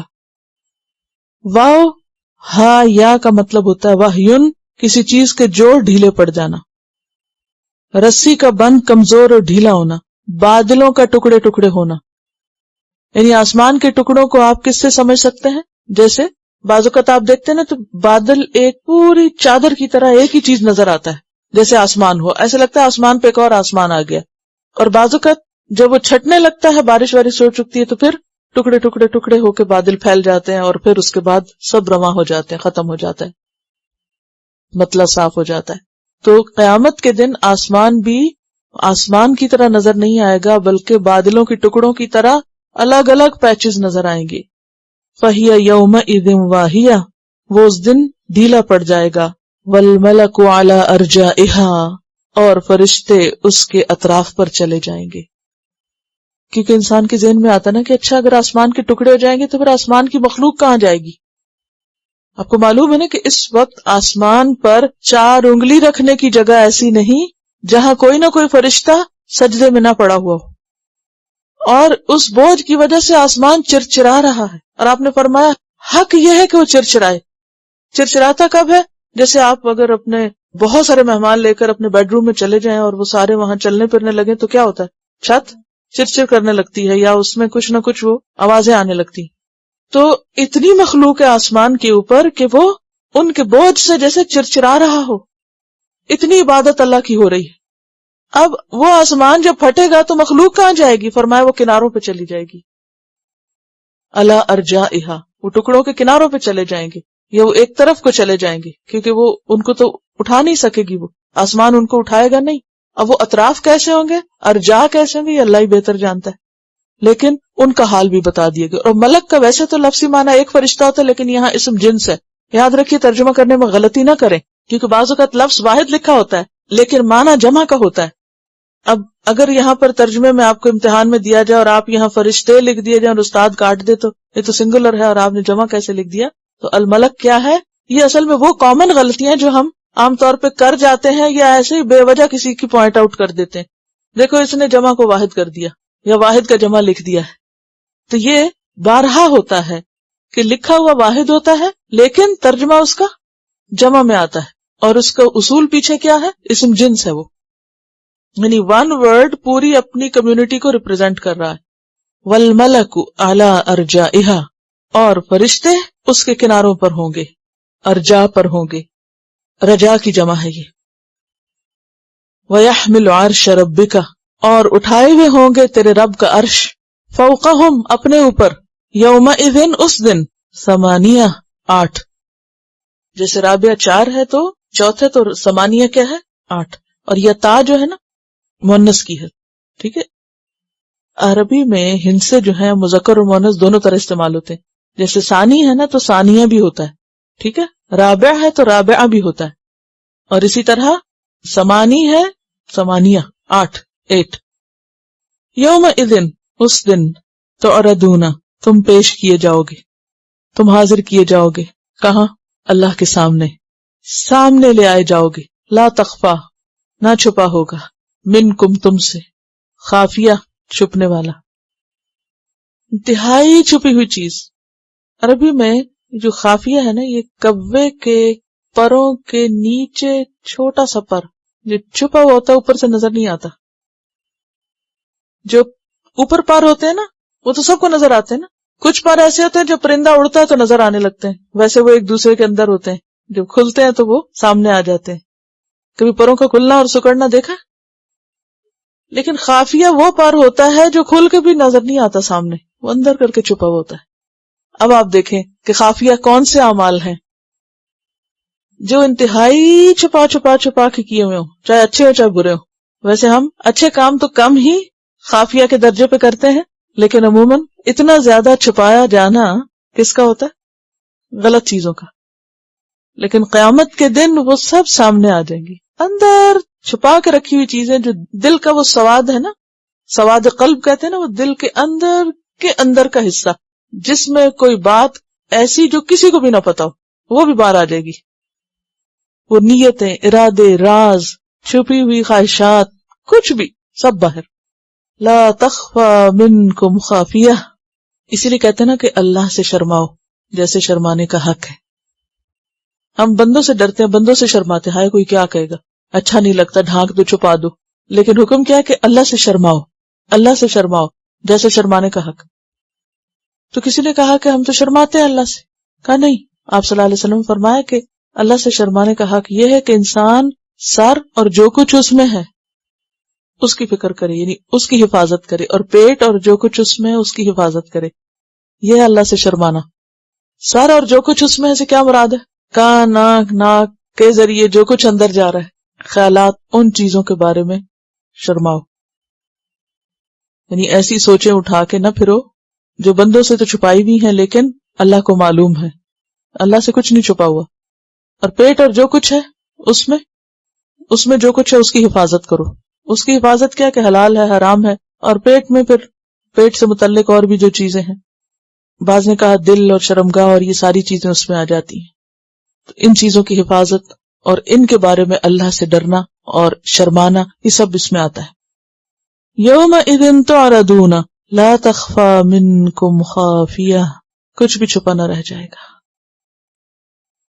یہ بالکل ابتدائی بیسک باتیں نا جو کسی کو بھی بتائی جا سکتی ہیں اور جن کو سب سمجھ سکتے ہیں. اس میں کوئی مشکل کانسیپٹ نہیں، کوئی فلسفی نہیں ہے، سیدھی سیدھی باتیں ہیں یہ ساری. فَأَمَّا مَنْ أُوتِيَ كِتَابَهُ بِيَمِينِهِ، تو لیکن وہ شخص جس کا نامہ اعمال اس کے دائیں ہاتھ میں دیا گیا. اوتیا دیا گیا، کتابہ اپنی کتاب. اور یہ کون سی کتاب ہے؟ نامہ اعمال. اقرأ کتابک کفا بنفسک اليوم علیک حسیبا. اور دوسری جگہ سورۃ الکہف میں آتا ہے وَوُضِعَ الْكِتَابُ فَتَرَى الْمُجْرِمِينَ مُشْفِقِينَ مِمَّا فِيهِ فَأَمَّا مَنْ أُوتِيَ كِتَابَهُ بِيَمِينِهِ فَيَقُولُ، تو انسان کہے گا ہا اقرؤ کتابیہ. ہا کا مطلب ہوتا ہے لو پکڑو، اور ہا او کا مطلب ہے جمع مذکر، یعنی اے مردو تم پکڑو. اور مؤنث کے لیے ہو تو ہا او نہ ہوتا ہے نون کے ساتھ، مردوں کے لیے ہا اوما اور عورتوں کے لیے ہا اونا. ہا اقرؤ کتابیہ، لو پڑھو اپنی کتاب. اقرؤ پڑھو، یہ وہی ہے نا اقرا کتابک، جیسے سورۃ بنی اسرائیل میں آتا ہے. اور یہ کون کس کو کہے گا؟ دیکھیے کہ ایک تو ہر انسان اپنی کتاب خود پڑھے گا، اللہ سبحانہ و تعالیٰ بندے کو کہے گا. اور یہاں مراد یہ ہے کہ وہ انسان جس کو اس کی کتاب دائیں ہاتھ میں ملی، وہ اپنے گھر والوں کو، دوستوں کو، ساتھیوں کو کیا کہے گا؟ یہ لو دیکھو تم میری کتاب پڑھو. کتابی تھا اصل میں، اقرؤ کتابی. اور ہا جو ہے یہ اب کلام کی جو خوبصورتی ہے یا ایک زبردست انداز ہے اس کی نشاندہی کر رہا ہے. جو گرانجر کتابیہ میں ہے وہ کتابی میں نہیں آتا. کتابی جو ہے نا زیر سے اور یہ سے ختم ہو رہا ہے، تو اس کو ہا نے کیا کیا؟ اٹھایا. تو اس کی اہمیت کے لیے ہا اقرؤ کتابیہ، لو پڑھو میری کتاب کو، میرا اعمال نامہ دیکھو. یہ کون کہہ سکتا ہے؟ کون کہے گا؟ جس کا آرٹ ورک بہت ہی خوبصورت ہوگا، جس کی پریزنٹیشن ونڈرفل ہوگی. انسان اگر کوئی بہت اچھی چیز بنائے، کوئی اچھی پینٹنگ، کوئی اچھی سلائی کڑھائی، کوئی اچھی ڈش، کوئی اچھا ڈیکوریشن پیس تیار کرے، کچھ لکھے، اچھا مضمون لکھے، کتاب لکھے، کوئی چیز پبلش ہو، کوئی ایگزیبیشن ہو دنیا میں، تو ایک دوسرے کو بتاتے آؤ دیکھو میری ایگزیبیشن. اور وہ دن کسی کے لیے بھی کتنا خوشی کا ہوتا ہے جب کسی کو اپنے کارنامے سامنے لانے کا موقع ملے. اسی طرح جب کسی کو کوئی بڑی ڈگری ملتی ہے تو وہ دن بھی اس کے لیے کیا ہوتا ہے؟ خوشی کا ہوتا ہے. اور سب سے پہلے انسان کیا کرتا ہے؟ اپنے پیاروں سے شیئر کرتا ہے. مجھے یاد ہے کہ جس دن میرا پی ایچ ڈی کا ریزلٹ مجھے ملا تھا تو میں نے سب سے پہلے اپنی امی کو فون کیا، کہ ظاہر ہے کہ ان کی کوششیں اور محنتیں اور ان کی دعائیں اور سب کچھ، اور میرے بچوں کو دیکھنا، اور بہت بڑی ان کی سیکریفائس تھی. تو اس دن مجھے یہ یاد آ رہا تھا کہ قیامت کے دن بھی اگر انسان کامیاب ہو تو سب سے پہلے کس سے شیئر کرنا چاہے گا؟ جس کا اس کے دل میں سب سے زیادہ عزت، محبت اور ایک قریبی تعلق ہوگا. کیونکہ انسان کو یہ پتا ہوتا ہے کہ جو شخص میرے لیے سنسیئر ہے وہ میری خوشی پہ بھی خوش ہوگا، اور جو جیلس ہے اگر آپ اس کو شیئر کریں بھی تو کیا ہوتا ہے؟ اس کے فیشل ایکسپریشن بدل جاتے ہیں، وہ دیکھ کے خوش ہونے کی بجائے حسرت کا شکار ہو جاتا ہے. تو پھر انسان کیا کہتا ہے؟ اس کو بتاؤ ہی نہ. تو انسان بتاتا اس کو ہے جو واقعی آپ کی خوشی پہ خوش ہو. اور ماں باپ ایسی ہستی ہوتے ہیں کہ جو چھوٹا سا بچہ الٹا سیدھا بھی کام کرے تو وہ اس کے خوش ہو رہے ہوتے ہیں. بچے کام خراب کر رہے ہوتے ہیں اور ماں دیکھ دیکھ کے خوش ہو رہی تھی، تو بعض اوقات حیرت ہوتی ہے کہ اس میں کون سی خوش ہونے کی بات ہے؟ بچہ الٹا کام کر رہا ہے اور ماں خوش ہو رہی ہے، کیونکہ اس کو بچے کا وہ بھی کارنامہ لگ رہا ہوتا ہے. تو قیامت کے دن انسان کی خوبصورت ترین کتاب جو احسن عمل پر مبنی ہوگی، وہ انسان اپنے پیاروں کو دکھائے گا اور کہے گا ہاؤ اقرؤ کتابیہ، آؤ دیکھو پڑھو، تم بھی پڑھو، دیکھو میں نے کیا اس میں کیا تھا، میری کتاب پڑھو. کبھی آپ کی کوئی خبر نیوز میں چھپی ہو، یا کوئی چھوٹی سی کوئی کہانی کسی کتاب میں، کسی رسالے میں، کسی اخبار میں چھپی ہو، تو کیا کرتے؟ کٹنگ کاٹ کاٹ کے تو دکھاتے ہیں. تم نے دیکھا یہ میری تصویر آئی ہوئی ہے اخبار میں، یہ میری خبر آئی ہوئی ہے، یہ فلاں آیا ہوا. تو یہ تو دنیا کی ایسی چھوٹی چھوٹی چیزیں جن کی کوئی حقیقت نہیں، لیکن قیامت کے دن واقعی جو اصل کامیابی ہے اس کو پا کر انسان دوسروں کو دکھائے گا. اور ہم سب کو سوچنا یہ چاہیے کہ کیا واقعی میری کتاب ایسی ہے جو میں کسی کو دکھا سکوں گا؟ میرے اعمال ایسے ہیں جو دکھانے کے لائق ہو؟ وہ کام جو آج دنیا میں ہم لوگوں سے چھپ چھپ کے کرتے ہیں، کیا کل ان کو دکھا سکیں گے؟ چوری چوری، چھپے چھپے، غلط کیے ہوئے کام جو ماں باپ کو نہیں پتا، بہن بھائیوں کو نہیں پتا، کسی اور کو نہیں پتا، سب سے چھپا کے کر رہے ہیں، کیا کل قیامت کے دن ان کو دکھانے کے لائق ہوں گے؟ کہ آؤ پڑھو میری کتاب. اگر آج نہیں دکھا سکتے، آج چھپاتے ہیں، تو کل کیسے دکھائیں گے؟ اسی لیے کہتے ہیں نا کہ الاثم ما حاک فی نفسک، گناہ وہ ہے جو تمہارے دل میں کھٹک جائے اور تم ناپسند کرو کہ لوگ اس کو جانے، جو تم لوگوں کو دکھا نہ سکو، جس کو دکھانا تمہیں اچھا نہ لگے. تو اگر ایسے اعمال سے کتاب بھری ہوئی ہے تو پھر قیامت کے دن کیسے دکھا سکیں گے؟ منافق کے اعمال ایسے ہوتے ہیں نا، اندر سے کچھ، باہر سے کچھ، دل میں کچھ، اوپر سے کچھ، سامنے کچھ، پیچھے کچھ، لوگوں کے بیچ میں کچھ، تنہائی میں کچھ. تو ایسے تمام کام چھوڑ دینے کی ضرورت ہے ہمیں کہ جو ہم آج نہیں دکھانا چاہتے تو کل بھی نہ دکھا سکیں. اچھا، دنیا میں تو ہم کیا کرتے ہیں؟ اپنے نشان بھی مٹا دیتے ہیں. جیسے چور ہیں، چوری کر کے یا غلط لوگ غلط کام کر کے اپنے نشان مٹاتے جاتے ہیں، کسی کو نہ پتہ چلے. قیامت کے دن تو کوئی مٹا ہی نہیں سکے، وہ تو سب اٹھا کے پھر واپس سامنے آ جائے گا، ہائی لائٹ ہو جائے گا. تو ہم سب کو ایسی کتاب اپنی لکھنے کی ضرورت ہے، کیونکہ ہم اپنا نامہ اعمال خود لکھ رہے ہیں کہ جو واقعی دکھانے کے قابل ہو، جو انتہائی خوبصورت، اور اس کی خوبصورتی اور اس کی چمک اس کے اندر سے ہوگی، اوپر سے نہیں ہوگی. جتنی اچھی نیتیں ہوں گی، جتنا خوبصورت دل ہوگا آپ کا، جتنی آپ کے دل میں انسانوں کے لیے بھلائی اور خیرخوائی ہوگی، جتنا آپ دوسروں کے لیے اچھا سوچیں گے، بھلے ان کو نہ بھی پتہ چلے. کسی کو ہمارا دل تو نہیں پتہ چلتا نا، لیکن آپ دوسروں کے لیے اچھے ہیں تو وہ جو آپ کے اندر کی اچھائی ہے وہ کل قیامت کے دن باہر لا کر دکھا دی جائے گی. کیونکہ حق کا ہے نا یہ صورت، قیامت کے دن حق کا ہے، حق سامنے آ جائے گا، سچ سامنے آئے گا، وہ اندر کی خوبصورتی سامنے آ جائے گی، وہ ایمان سامنے آ جائے گا، وہ تقوی سامنے آ جائے گا. زینہ فی قلوبکم، وہ دلوں کی زینت اور دلوں کا تقوی وہ باہر آ جائے گا، اور یہی چیز انسانوں کو روشن کر رہی ہوگی، اور انسانوں کا نور ان کے آگے آگے اور ان کے دائیں جانب پھیل رہا ہوگا. تو اس لیے بے حد ضروری ہے کہ ہم سب صرف ظاہری اعمال کے اوپر نہیں، اندر کے اوپر بھی توجہ کریں، کیونکہ وَحُصِّلَتْ مَا فِي الصُّدُورِ ہوگا. فَأَمَّا مَنْ أُوتِيَ كِتَابَهُ بِيَمِينِهِ فَيَقُولُ هَاؤُمُ اقْرَءُوا كِتَابِيَهْ. اور یہ کیوں کہے گا انی ظننت، بے شک مجھے یقین تھا، انی ملاقن حسابیہ، کہ میں حساب کتاب کو ملنے والا ہوں. ملاقن ملاقی سے ہے، اور ظننت کے بعد اگر ان آ جائے تو کیا معنی ہوتا ہے؟ یقین. ویسے تو ظن گمان کو بھی کہتے ہیں نا، لیکن ظن ان ہو تو یقینی بات.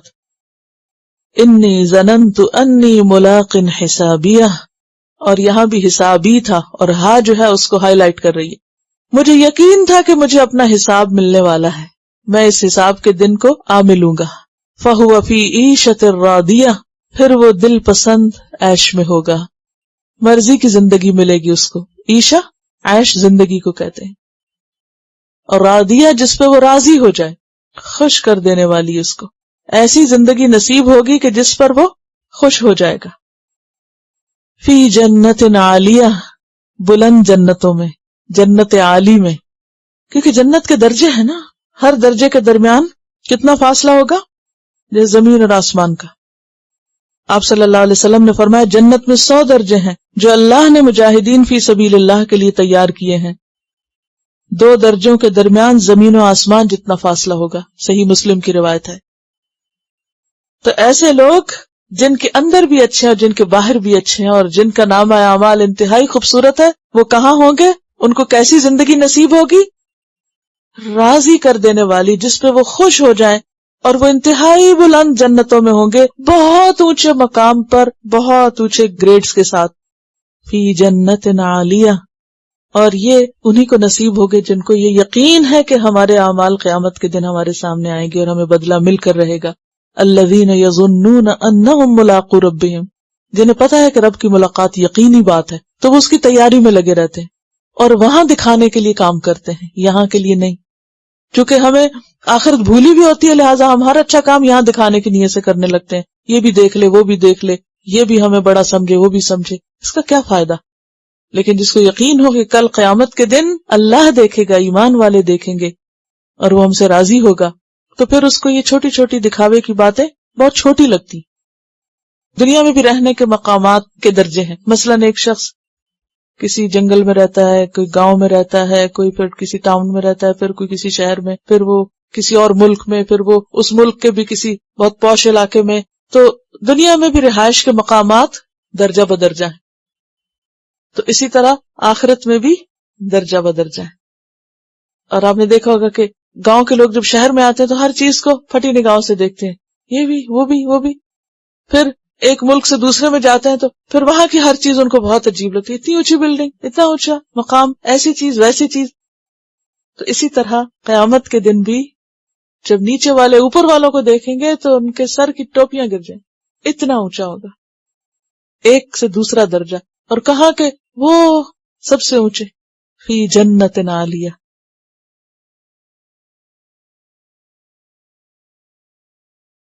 قطوفها دانیہ، قطوف قطف سے ہے، چنے ہوئے پھل یا توڑے ہوئے پھل، اس کے پھل جھکے ہوئے ہوں گے، دانیہ دنوب سے، لٹکے ہوئے ہوں گے، لٹکتے پھل یا قریب ہوں گے.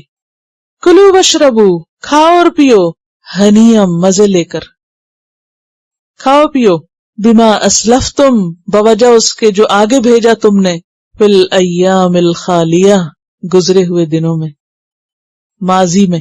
خالیہ خلا سے ہے جو گزر چکا، قد خلت من قبلہ الرسل پڑھا ہے نا پیچھے، کیونکہ جو چیز گزر جاتی ہے تو وہ خالی ہو جاتی ہے. مثلا گزرا وہ زمانہ کیا ہے؟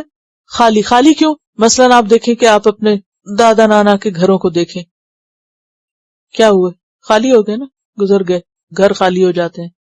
اور یہ صرف ماضی کے ساتھ ہے، یعنی جو وقت گزرتا ہے لوگ مرتے جاتے ہیں، چیزیں ختم ہوتی جاتی ہیں اور وہ گھر خالی ہوتے جاتے ہیں اور زندگی ہاتھ سے نکلتی جاتی ہے، وقت نکلتا جاتا ہے. تو آج ہمارے پاس جو ہے نا یہ بہت جلد چلا جائے گا، ہاتھوں سے نکل جائے گا. اور اگر ہم پیچھے پلٹ کے دیکھیں تو وہ کیا ہے؟ خالی. تو خالی دنوں میں، خالی زمانے میں، جس میں زمانے میں رہنے والے لوگ باقی نہ رہے، گزر گئے، اس میں جو کچھ کسی نے کیا وہ اب باقی ہے، وہ آگے ملے گا، پیچھے تو کوئی جا نہیں سکتا. یعنی دنیا کے لیے جو کرتا ہے وہ تو ختم ہوتا جاتا ہے، اور جو آگے کے لیے کرتا ہے وہ بچتا ہے. آگے پہنچ کے پیچھے ہر چیز خالی نظر آئے گی. کلوا واشربوا ہنیئا بما اسلفتم فی الایام الخالیہ. تو یہ تھی جنت کی ڈسکرپشن. میں سوچ رہی تھی کہ پچھلے سال آپ کے 10 پارے پورے ہوئے تھے 30 نومبر کو، تو یہ پورا سال گزرا، تو یہ کیا ہو گیا آپ کے لیے؟ الایام الخالیہ. وقت گزر گیا اور اب آپ 29 پہ پہنچ گئے. اور یہ وقت ویسے بھی گزر جاتا، ویسے بھی گزر جاتا. تو جو بھی وقت آپ کا گزرا اس قرآن کے ساتھ، جتنی بھی مشکل گزری، جو بھی لکھا پڑھا سنا سنایا، جو کچھ بھی کیا، دن بدن لمحہ بلمحہ، خالی چیز یا خالی برتن سے کچھ حاصل نہیں ہوتا نا. اب وہ جو سال گزر گیا، وہ اگر آپ اس کو پکڑنا چاہیں، اس کو لانا چاہیں، اس میں کچھ کرنا چاہیں، وہ خالی ہے، کچھ بھی نہیں ہے ہاتھ میں. اب نکالیں ہاتھ سے پچھلا سال، اور وہ سب جو کیا وہ کہاں چلا گیا؟ آگے. اگر اچھی نیت کے ساتھ کیا، حق ادا کر کے کیا، تو وہ وہاں محفوظ ہے. انی ظننت انی ملاق حسابی، وہ کل ملاقات کے وقت جا کے مل جائے گا. ساری محنت سامنے رکھی ہوئی ہوگی، اور جو وقت ضائع کیا وہ بھی خالیہ، وہ بھی پیچز خالی ہوں گے وہاں. اور آئندہ زندگی بھی اسی طرح گزر جائے گی. اس کو پکڑنے کی فکر کریں، اور ابھی سے آگے کی فکر کریں کہ اس کو پکڑنا کیسے، ہمیں چھوٹنے نہیں دینا، ہاتھ سے جانے نہیں دینا کہ زندگی ایسے ہی گزر جائے. نہیں، اگر پہلے سلیقہ نہیں تھا اس کو استعمال کرنے کا، اور اب اگر اللہ نے دے دیا تو کوئی شیطان اس پہ ڈاکہ نہ ڈالے اور کوئی اس راہ سے ہٹانے نہ پائے. وَأَمَّا مَنْ أُوتِيَ كِتَابَهُ بِشِمَالِهِ، اور جہاں تک اس شخص کا تعلق ہے جس کو اس کی کتاب اس کے بائیں ہاتھ میں ملی. شمال اور شم علی پیچھے پڑ چکے ہیں آپ، بائیں ہاتھ میں. فَيَقُولُ، تو وہ پکار اٹھے گا، یا لیتنی لم اوت کتابیہ، اے کاش کہ میں نہ دیا گیا ہوتا اپنی کتاب، کاش یہ میری کتاب مجھے نہ ملتی. لیکن وہ تو پکڑا دی جائے گی، تو سٹیمپ کر کے دے دی جائے گی، یہ تمہارا ہی ہے، لے لو اس کو. پہچان جائے گا انسان اس کو، یہ میں ہی ہوں، یہ میں نے ہی کیا تھا. وَأَمَّا مَنْ أُوتِيَ كِتَابَهُ بِشِمَالِهِ فَيَقُولُ يَا لَيْتَنِي لَمْ أُوتَ كِتَابِيَهْ، حسرت، ندامت، شرمندگی، افسوس. یا لیتنی وَلَمْ أَدْرِ مَا حِسَابِيَهْ، اور نہ میں جانتا کہ حساب کیا ہوتا ہے. کاش مجھے یہ دن نہ دیکھنا پڑتا اور میری عقل کام نہ کرتی اس وقت. بعض اوقات انسان کو اللہ جب سمجھ دیتا نا، اور وہ حقائق نظر آنے لگتے ہیں جو عام لوگوں کو نظر نہیں آتے، تو انسان ان کو دیکھ کے کہتے ہیں کہ یہ کتنے مزے میں ہیں، ان کو تو یہ باتیں سمجھ ہی نہیں، اور میری سمجھ میں آتی ہیں تو میرا جینا حرام ہے، چین نہیں آتا. اگر دنیا میں ایسی کیفیت ہو اور انسان کو آخرت سمجھ آنے لگے تو اس پہ شکر کرنا چاہیے، کیونکہ اگر آج فکر نہیں کی اور آج یہ تکلیف نہیں اٹھائی تو کل قیامت کے دن ایسے ہی ناسمجھ لوگ الحاقہ کو دیکھتے ہی آنکھیں کھول دیں گے اور تمنا کریں گے کاش یہ ہمیں اب سمجھ نہ آئے. وَلَمْ أَدْرِ مَا حِسَابِيَهْ، مگر اب تو فیس کرنا ہی کرنا ہے. یا لیتہا، اے کاش کہ وہ کون؟ موت. کانت، ہوتی، القاضیہ، فیصلہ کرنے والی. کاش کہ موت فیصلہ کر دیتی. کس کا؟ زندگی کا. کام تمام کر دیتی، یعنی کوئی زندگی دوبارہ نہ ہوتی، جو زندگی گزر گئی بس وہی ہوتی. اور اس وقت انسان انتہائی حسرت و ندامت سے کہے گا ما اغنا عنی مالیہ، نہ کام آیا مجھے میرا مال، میرا مال میرے کسی کام نہ آیا. وہ جو میں نے اتنا کمایا، اتنا جمع کیا، اتنا اکٹھا کیا، وہ تو آج کہیں ہے ہی نہیں ہاتھ میں. اس سے تو کچھ بھی یہاں خریدا نہیں جا سکتا، تو سب بیکار ہو گیا، زیرو ہو گیا. ما اغنا عنی مالیہ ہلک عنی سلطانیہ، ہلاک ہو گیا مجھ سے میرا اقتدار. سلطان کا لفظ جو ہے یہ کئی معنوں میں استعمال ہوتا ہے، اقتدار، غلبہ، ملک، حکومت اور دلیل یا قوت. یعنی دنیا میں جو میری حکومت تھی وہ تو ختم، آج تو مجھے کوئی پوچھتا نہیں. دنیا میں بھی آپ دیکھیں کہ جب کسی کی حکومت ختم ہوتی ہے، زوال آتا ہے، تو وہ حکومت اس کو نہیں بچا سکتی. شاہ ایران کو دیکھیں، صدام کو دیکھیں، مختلف کردار آپ ماضی قریب میں دیکھ سکتے ہیں. اتنی بڑی بڑی فوجیں اور اتنے بڑے بڑے دنیاوی ساز و سامان پناہ نہ دے سکے. اور ریسنٹلی مجھے کسی نے میل بھیجی، اور اس میں ہندوستان کا جو آخری بادشاہ تھا بہادر شاہ ظفر، جب اس کو رنگون بھیج دیا گیا، اور پھر اس کے بعد اس کی اولاد اور اس کے بچے اور اس کے اور نسلیں جو تھیں کس طرح کہیں بھیک مانگ رہے تھے اور کہاں کہاں کس کس حال میں تھے، تو پڑھ کے اتنی ہیبت آئی کہ اصل اقتدار اللہ ہی کے پاس ہے، اصل شان اس کی ہے. وہ بادشاہ کو گدا کر دے، اور ایک فیکٹ ہے. تو دنیا میں بھی اللہ تعالیٰ ایسے نشانیاں دکھا دیتا ہے. یعنی جب مغل امپائر ختم ہوئی ہے، کتنی بڑی حکومت تھی، لیکن اس کے بعد کیا حال ہوا مسلمانوں کا. اسپین میں آپ دیکھیں اور بغداد میں آپ دیکھیں، کئی جگہوں پر یہ سب نظارے دیکھتے ہیں. تاریخ سے یہی سبق سیکھنے کے ہیں. تو دنیا میں نہیں چیزیں کام آتی، کل آخرت تو پھر کیا کام آئے گی. الیگزینڈر کے بارے میں آپ نے پڑھا ہوگا کہ جب اس کی موت کا وقت آیا تو اس نے کیا کہا تھا کہ مجھے کیسے دفن کرو. Story of Alexander the Great. Alexander the Great is known as the most powerful military leader and conqueror of the ancient world. Before he turned 30 years and he conquered an empire stretching over 30,000 miles from Greece to India. He was born in 356 BC in Macedonia, known today as northern Greece. On his sick bed and during his last hour alive, Alexander the Great told his generals, "After my death, when you put my body in the casket, let my arms hang over the edges with my palms wide open, so the public can see my empty hands while I am leaving the world." After he died, many dignitaries came to view the royal funeral and were very surprised to see his arms hanging over the edge of the casket with his palms wide open. They asked questions about this unique scene. A wise man told them, "O people, Alexander the Great is telling us that when he ruled the world, great treasures of gold, silver, and wealth came to be under his possession. Yet, indeed, he is leaving the world empty-handed." Source is partially extracted from the writings of J.C. Pinkerton.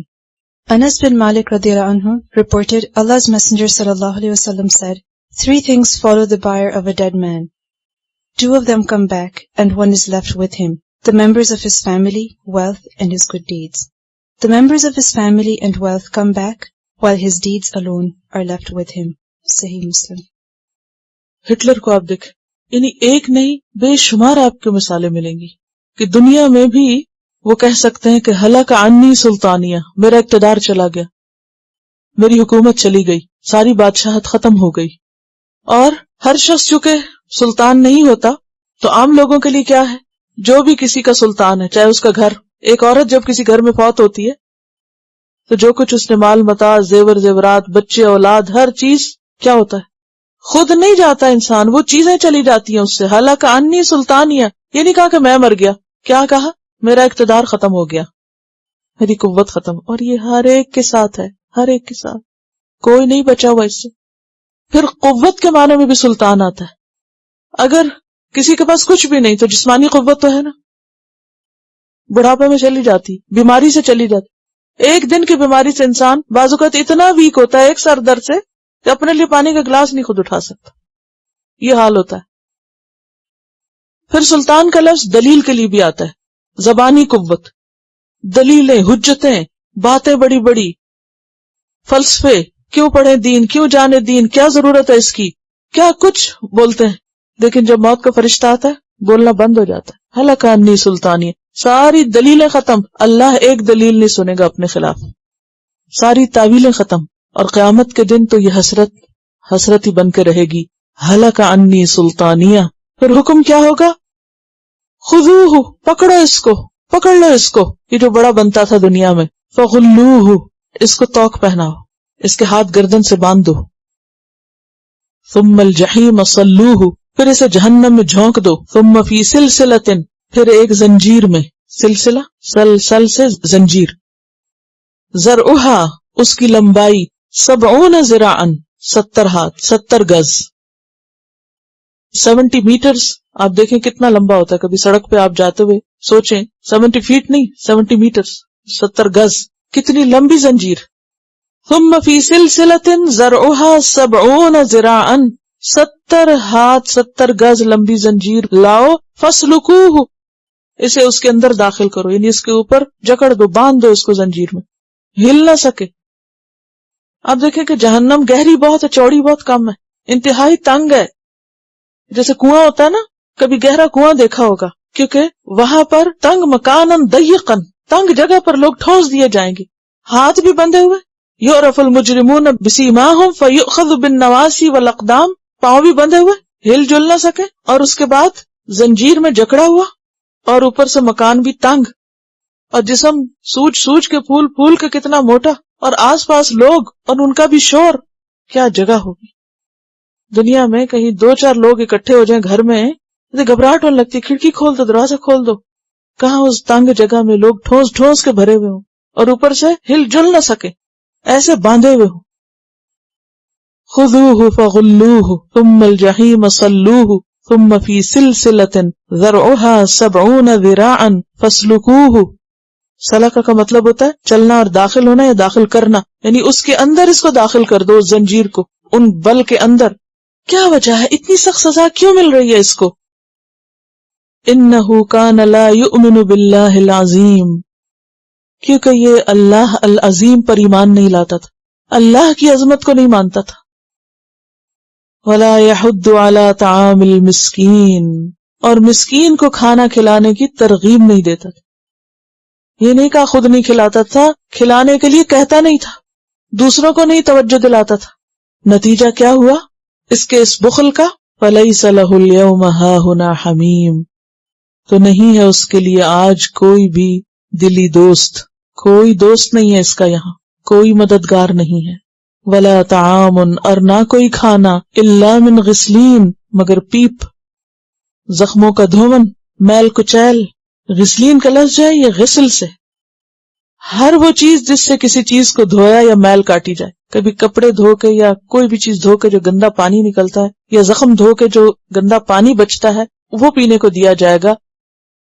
اور یہ کون سا پانی ہوگا کہ جہنمیوں کے جسم سے، جلے ہوئے جسموں سے، پھولے ہوئے جسموں سے جو گندا پانی، خون، پیپ ملا ہوا رس رس رس رس کے ایک جگہ پر اکٹھا ہوگا. جب انہیں پیاس لگے گی کہا جائے گا اسی کو پیو. ولا طعام الا من غسلین، کھاؤ بھی اور پیو بھی، یہی تمہارے خوراک. لا یأکلہ الا الخاطئون، نہیں کھائیں گے اس کو مگر خطا کار. خاطئ، جان بوجھ کے غلطیاں کرنے والا، پتہ چل جانے کے بعد بھی غلط کام پہ اصرار کرنے والا. لا یأکلہ الا الخاطئون. اب دیکھیے کہ تھوڑا سا ابلتا ہوا پانی اگر ہاتھ پہ پڑ جائے تو جو چھالا بنتا ہے، چند ڈراپس بھی تیل کے یا گرم ابلتے پانی کے جسم پہ پڑ جائیں، کتنا بڑا چھالا بنتا ہے. اگر آپ اس کو پھوڑیں پانی بہہ پڑتا ہے اس میں سے.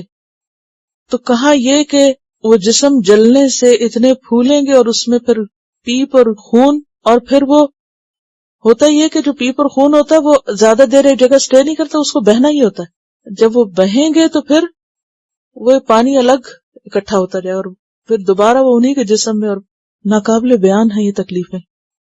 لیکن یہ سب کو جان کے بھی انسان ہلتا نہیں ہے اپنے آپ سے کہ چھوڑ دے غلط کاموں کو، حرام کو، ناپسندیدہ چیزوں کو، اللہ کی مرضی کے خلاف باتوں کو. اور یہاں آپ دیکھیں کہ جرائم کیا ہیں. پہلی بات ہے کہ اللہ کو نہ ماننا، اور پھر صرف اللہ کو نہیں بات کی گئی، العظیم، اس کی عظمت کا احساس نہ کرنا، اور پھر دوسرے انسانوں کا خیال نہ رکھنا، دوسرے کی بھوک اور دوسرے کی تکلیف، یعنی ایک طرف حقوق اللہ کی پرواہ نہ ہونا اور دوسری طرف حقوق العباد کا خیال نہ رکھنا. اور مسکین کون ہوتا ہے؟ محتاج، ضرورت مند، جو آپ پر ڈیپینڈنٹ ہو.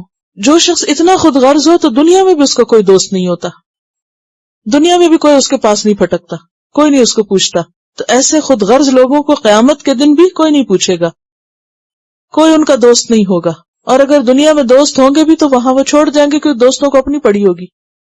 اور یہاں پر آپ دیکھیں کہ جو جرم بتایا گیا وہ خطا ہے، خاطئون، خطا کاری. اور پھر یہ کہ دوست تو کیا، رشتہ دار، یوم لا ینفع مال ولا بنون ما اغنی عنہ مالہ وما کسب. اور ہر انسان جو کچھ دنیا میں کما رہا ہے سب پیچھے چھوڑ جائے گا. وَتَرَكْتُمْ مَا خَوَّلْنَاكُمْ وَرَاءَ ظُهُورِكُمْ، جو ہم نے تم کو دیا تھا وہ سب تم کہاں چھوڑا ہے؟ وہ پیچھے رہ گیا، ساتھ کچھ بھی نہیں آیا. ہم اتنا بھولے رہتے ہیں نا، ہم سمجھتے ہیں کہ بس جو آج صحت ہے، جو آج پاس ہے، جو کچھ ہے سب یہی ہے، اور یہ شاید ایسی گاڑی چلتی رہے گی اور اس کا پیٹرول کبھی ختم نہیں ہوگا. ساری خطائیں اسی سے جنم لیتی ہیں، اللہ کو نہ ماننے سے. اب لوگوں نے فیشن بنا لیا ایتھیسٹ کہلانا، بہت فخر سے بتاتے ہیں کہ ہم کچھ بھی نہیں مانتے. جو ماڈرن کہلانا چاہتا ہے وہ اسی فلسفے کو اختیار کر لیتا ہے بے سوچے سمجھے. کتنا ضروری ہے کہ ہم اپنی اولاد کو یہ سب باتیں بتائیں کہ یہ کوئی معمولی جرم نہیں ہے، کہ انہ لا یؤمن باللہ العظیم. فلا اقسم، پس نہیں، میں قسم کھاتا ہوں. یہ جو لا ہے یہ تاکید کا ہے، یعنی جو تم سوچتے ہو بات وہ نہیں، بات یہ ہے کہ حقیقت کچھ اور ہے. بما تبصرون، ان چیزوں کی جو تم دیکھتے ہو. وما لا تبصرون، اور جو تم نہیں دیکھتے. ہر انسان کچھ دیکھتا اور کچھ نہیں دیکھتا، اور ہر دور کے لوگ ایک مخصوص چیز دیکھتے ہیں اور بعد میں آنے والے کچھ اور دیکھتے ہیں. جب سے قرآن نازل ہوا ہے اب تک بہت سی ایسی چیزیں انسانوں نے دیکھ لی ہیں جس سے پہلے کے لوگ نہیں دیکھ سکتے تھے یا اس دور کے لوگ نہیں دیکھتے تھے. اب ہبل کے ذریعے آپ نے کیسی کیسی چیزیں دیکھی، کہاں کہاں تک کائنات کے راز آپ کے سامنے آ گئے. تو قرآن تو ہر دور کی کتاب ہے، اس لیے کیا کہا، فلا اقسم بما تبصرون، ان سب چیزوں کو گواہ بناتا ہوں. وما لا تبصرون، ان کو بھی جو ابھی تم نہیں دیکھتے، جو انسان کی دسترس میں نہیں آئی.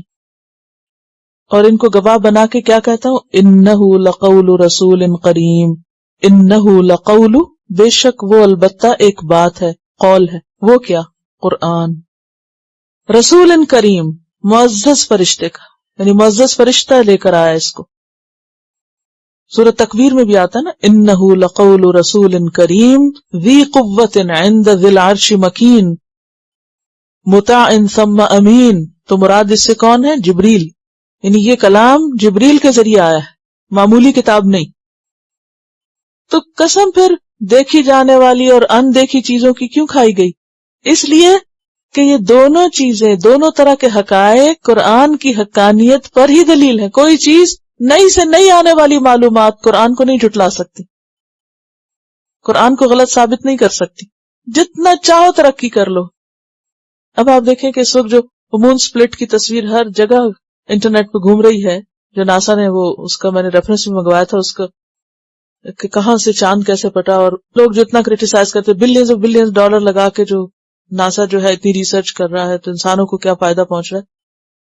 وہ سوچ رہی تھی کہ انسانوں کے اوپر کچھ اور ہی حقانیت ثابت ہو رہی ہے، کہ کس طرح وہ باتیں جو قرآن نے 14 سال پہلے کہیں کہ سورۃ القمر میں آتا نا، اقتربت الساعۃ وانشق القمر، قریب آ گئی قیامت اور شک ہو گیا چاند. تو چاند کا شک ہونا نبی صلی اللہ علیہ وسلم کے معجزات میں سے، جس کا خود قرآن ذکر کر رہا ہے. اور بلینز آف ڈالر سے کسی اور کو کچھ فائدہ ہوا یا نہیں، لیکن وہ جو کل اس وقت چند لوگوں نے دیکھا، آج تم بہت سے دیکھ رہے، ساری دنیا میں گھوم رہی. اب آپ دیکھیں کہ یہ ساری چیزیں کیا بتاتی ہیں، انہ لقول رسول کریم، یہ کتاب کوئی معمولی چیز نہیں ہے. وما هو بقول شاعر، کسی شاعر کا کلام نہیں ہے. قلیلا ما تؤمنون، ساری نشانیاں دیکھ کے بھی کتنا کم ہے جو تم ایمان لاتے، اس کو شاعری بتاتے ہو. ولا بقول کاہن، یہ قرآن کسی کاہن کا کلام نہیں ہے. قلیلا ما تذکرون، کتنا کم تم نصیحت پکڑتے ہو. کتنا کم سبق حاصل کرتے ہو. تنزیل من رب العالمین، نازل کرتا ہے رب العالمین کی طرف سے. اب یہاں پر آپ دیکھیے کہ قرآن کا تعارف بھی آ جاتا ہے. یعنی کتنی مناسب صورت ہے نا ابتدائی دور میں لوگوں کو بتانے کے لیے کہ اس میں قرآن کی بات بھی آ جائے کہ کیا ہے قرآن. سائنسی حقائق بھی بات کر سکتے ہیں آپ یہاں. یعنی یہ محمد صلی اللہ علیہ وسلم کا گھڑا ہوا نہیں ہے، کیونکہ آج بھی لوگ کہتے ہیں کہ محمد صلی اللہ علیہ وسلم نے لکھا ہے اس کو. نہیں، انہوں نے نہیں لکھا. وَلَوْ تَقَوَّلَ عَلَيْنَا بَعْضَ الْأَقَاوِيلِ، اور اگر وہ گھڑ لیتے ہم پر کچھ باتیں. تقبل کا کیا معنی ہے؟ باب تفاعل میں، یعنی بتکلف کسی چیز کو بنانا. اور اقاویل یعنی ایسی باتیں کہ جو من گھڑت ہو. لَأَخَذْنَا مِنْهُ بِالْيَمِينِ، البتہ پکڑ لیتے ہم اس کا دایاں ہاتھ. اگر وہ اپنے پاس سے اس کو لکھتے یعنی محمد صلی اللہ علیہ وسلم، ہم ان کا ہاتھ پکڑ لیتے. ثُمَّ لَقَطَعْنَا مِنْهُ الْوَتِينَ، پھر البتہ کاٹ دیتے ہم اس کی رگ گردن. یعنی پیغمبر کی گردن کی رگ کاٹ دیتے. کون سی رگ ہوتی ہے وتین؟ جو دل سے سر کو جاتی ہے، شہ رگ، جس پر زندگی کی بنیاد ہے. اگر وہ کٹ جائے تو زندہ نہیں رہتا انسان. فَمَا مِنْكُمْ مِنْ أَحَدٍ عَنْهُ حَاجِزِينَ، پھر نہیں تم میں سے کوئی ایک اس سے روکنے والا. یعنی اللہ تعالیٰ کو کوئی اس کام سے پھر روک نہیں سکتا، مقابلہ نہیں کر سکتا. حاجز کا لفظ جو ہے نا، رکاوٹ، آڑ کے لیے آتا ہے. یعنی کوئی آگے بڑھ کے بیچ میں نہیں آ سکتا، بیچ میں پڑھ کے بچا نہیں سکتا. پھر سورۃ الاحقاف میں بھی آتا ہے نا، ام یقولون افتراہ قل ان افتریتہ فلا تملکون لی من اللہ شیئا، اگر میں اس کو گھڑتا تو اللہ کی پکڑ سے تم میں سے کوئی بھی مجھے نہیں بچا سکتا تھا. یہ من گھڑت باتیں نہیں ہیں. کیا ہے پھر یہ؟ وَإِنَّهُ لَتَذْكِرَةٌ لِّلْمُتَّقِينَ، بے شک یہ ایک یاد دہانی ہے، نصیحت ہے متقی لوگوں کے لیے، اللہ سے ڈرنے والوں کے لیے اس میں بہت بڑا سبق ہے. ان سارے حقائق کو دیکھنے کے باوجود ہمیں معلوم ہے کہ کچھ جھٹلانے والے بھی ہیں. وَإِنَّا لَنَعْلَمُ، بے شک ہم البتہ جانتے ہیں، أَنَّ مِنْكُمْ مُكَذِّبِينَ، کہ بے شک تم میں سے جھٹلانے والے بھی ہیں. یعنی سننے والوں میں سب ماننے والے نہیں ہیں، سن کے بھی نہیں مانتے کچھ، پھر شک کرتے ہیں، پھر جھٹلا دیتے ہیں. وَإِنَّهُ لَحَسْرَةٌ عَلَى الْكَافِرِينَ، اور بے شک وہ حسرت ہوگا، البتہ زبردست ندامت اور شرمندگی اور افسوس کا باعث ہوگا. کون؟ قرآن، اور قرآن کا جھٹلانا کس پر؟ انکار کرنے والوں پر. عَلَى الْكَافِرِينَ، یعنی قیامت کے دن وہ لوگ انتہائی شرمندہ ہوں گے، بہت زیادہ غم، غصہ، افسوس کر رہے ہوں گے اپنے اوپر کہ ہم نے اس قرآن کو کیوں نہ سنا. لو كنا نسمع او نعقل ما كنا في اصحاب السعیر، کاش ہم سن لیتے. نہ سننا، نہ غور کرنا قیامت کے دن ان لوگوں کے لیے کیا بن جائے گا؟ حسرت. وَإِنَّهُ لَحَقُّ الْيَقِينِ، اور بے شک یہ یقینی حق ہے. کیا؟ قرآن علم یقینی پر مبنی ہے. تو لوگ اگر نہیں مانتے تو نہ مانے. آپ کیا کیجئے؟ فَسَبِّحْ بِاسْمِ رَبِّكَ الْعَظِيمِ، جواب کیا ہے؟ سبحان ربی العظیم. تسبیح بیان کیجئے، تسبیح کیجئے اپنے رب عظیم کے نام کی. یعنی جو مانتا ہے مانے، جو نہیں مانتا نہ مانے. نہ ماننے والوں پر غم کھا کر، افسوس کھا کر آپ اپنے آپ کو پریشان نہ کریں. آپ پیغام پہنچا دیں اور باقی چیزوں کے لیے آپ اور ان چیزوں کا مقابلہ کرنے کے لیے تسبیح کرتے رہیں، اللہ کی پاکی بیان کرتے رہیں. لوگوں کی باتوں سے، لوگوں کی بیہودہ مذاق سے اور قرآن کو جھٹلانے کی باتوں سے اللہ کو کچھ فرق نہیں پڑتا، وہ تو پاک ہے. آپ اس کی پاکی بیان کرتے رہیں. اور تسبیح کا لفظ جہاں بھی آتا ہے اس سے نماز بھی مراد ہوتی ہے، خود تسبیح بھی مراد ہوتی ہے. اللہ کی پاکی بیان کرنے کے اور بھی طریقے ہو سکتے ہیں. تو آپ اپنے السلام علیکم ورحمۃ اللہ وبرکاتہ. Quran vocabulary 100%. The best application to understand Quran. Study with flashcards. Word list. Learn 25% of Quran vocabulary in 7 days. Multiple MCQs to practice and test vocabulary. Single choice. Multiple choice. True, false. Bookmark difficult words. Study wrongly answer words. Test your skills. 12 essential grammar lessons at Learn Quranic Grammar. You can select number of word to study from bookmarks. Select number of times wrongly answered words for study. Test your skills with multiple choice, flashcard, true-false, matching words and single choice MCQs. Grammar lessons are available in PDF format. Native Quranic and Urdu fonts. Available at Google Play and Apple App Stores. Download it today to contribute in the Islamic Apps Development Project. Quran vocabulary 100% in Urdu. Visit smartappsweb.com.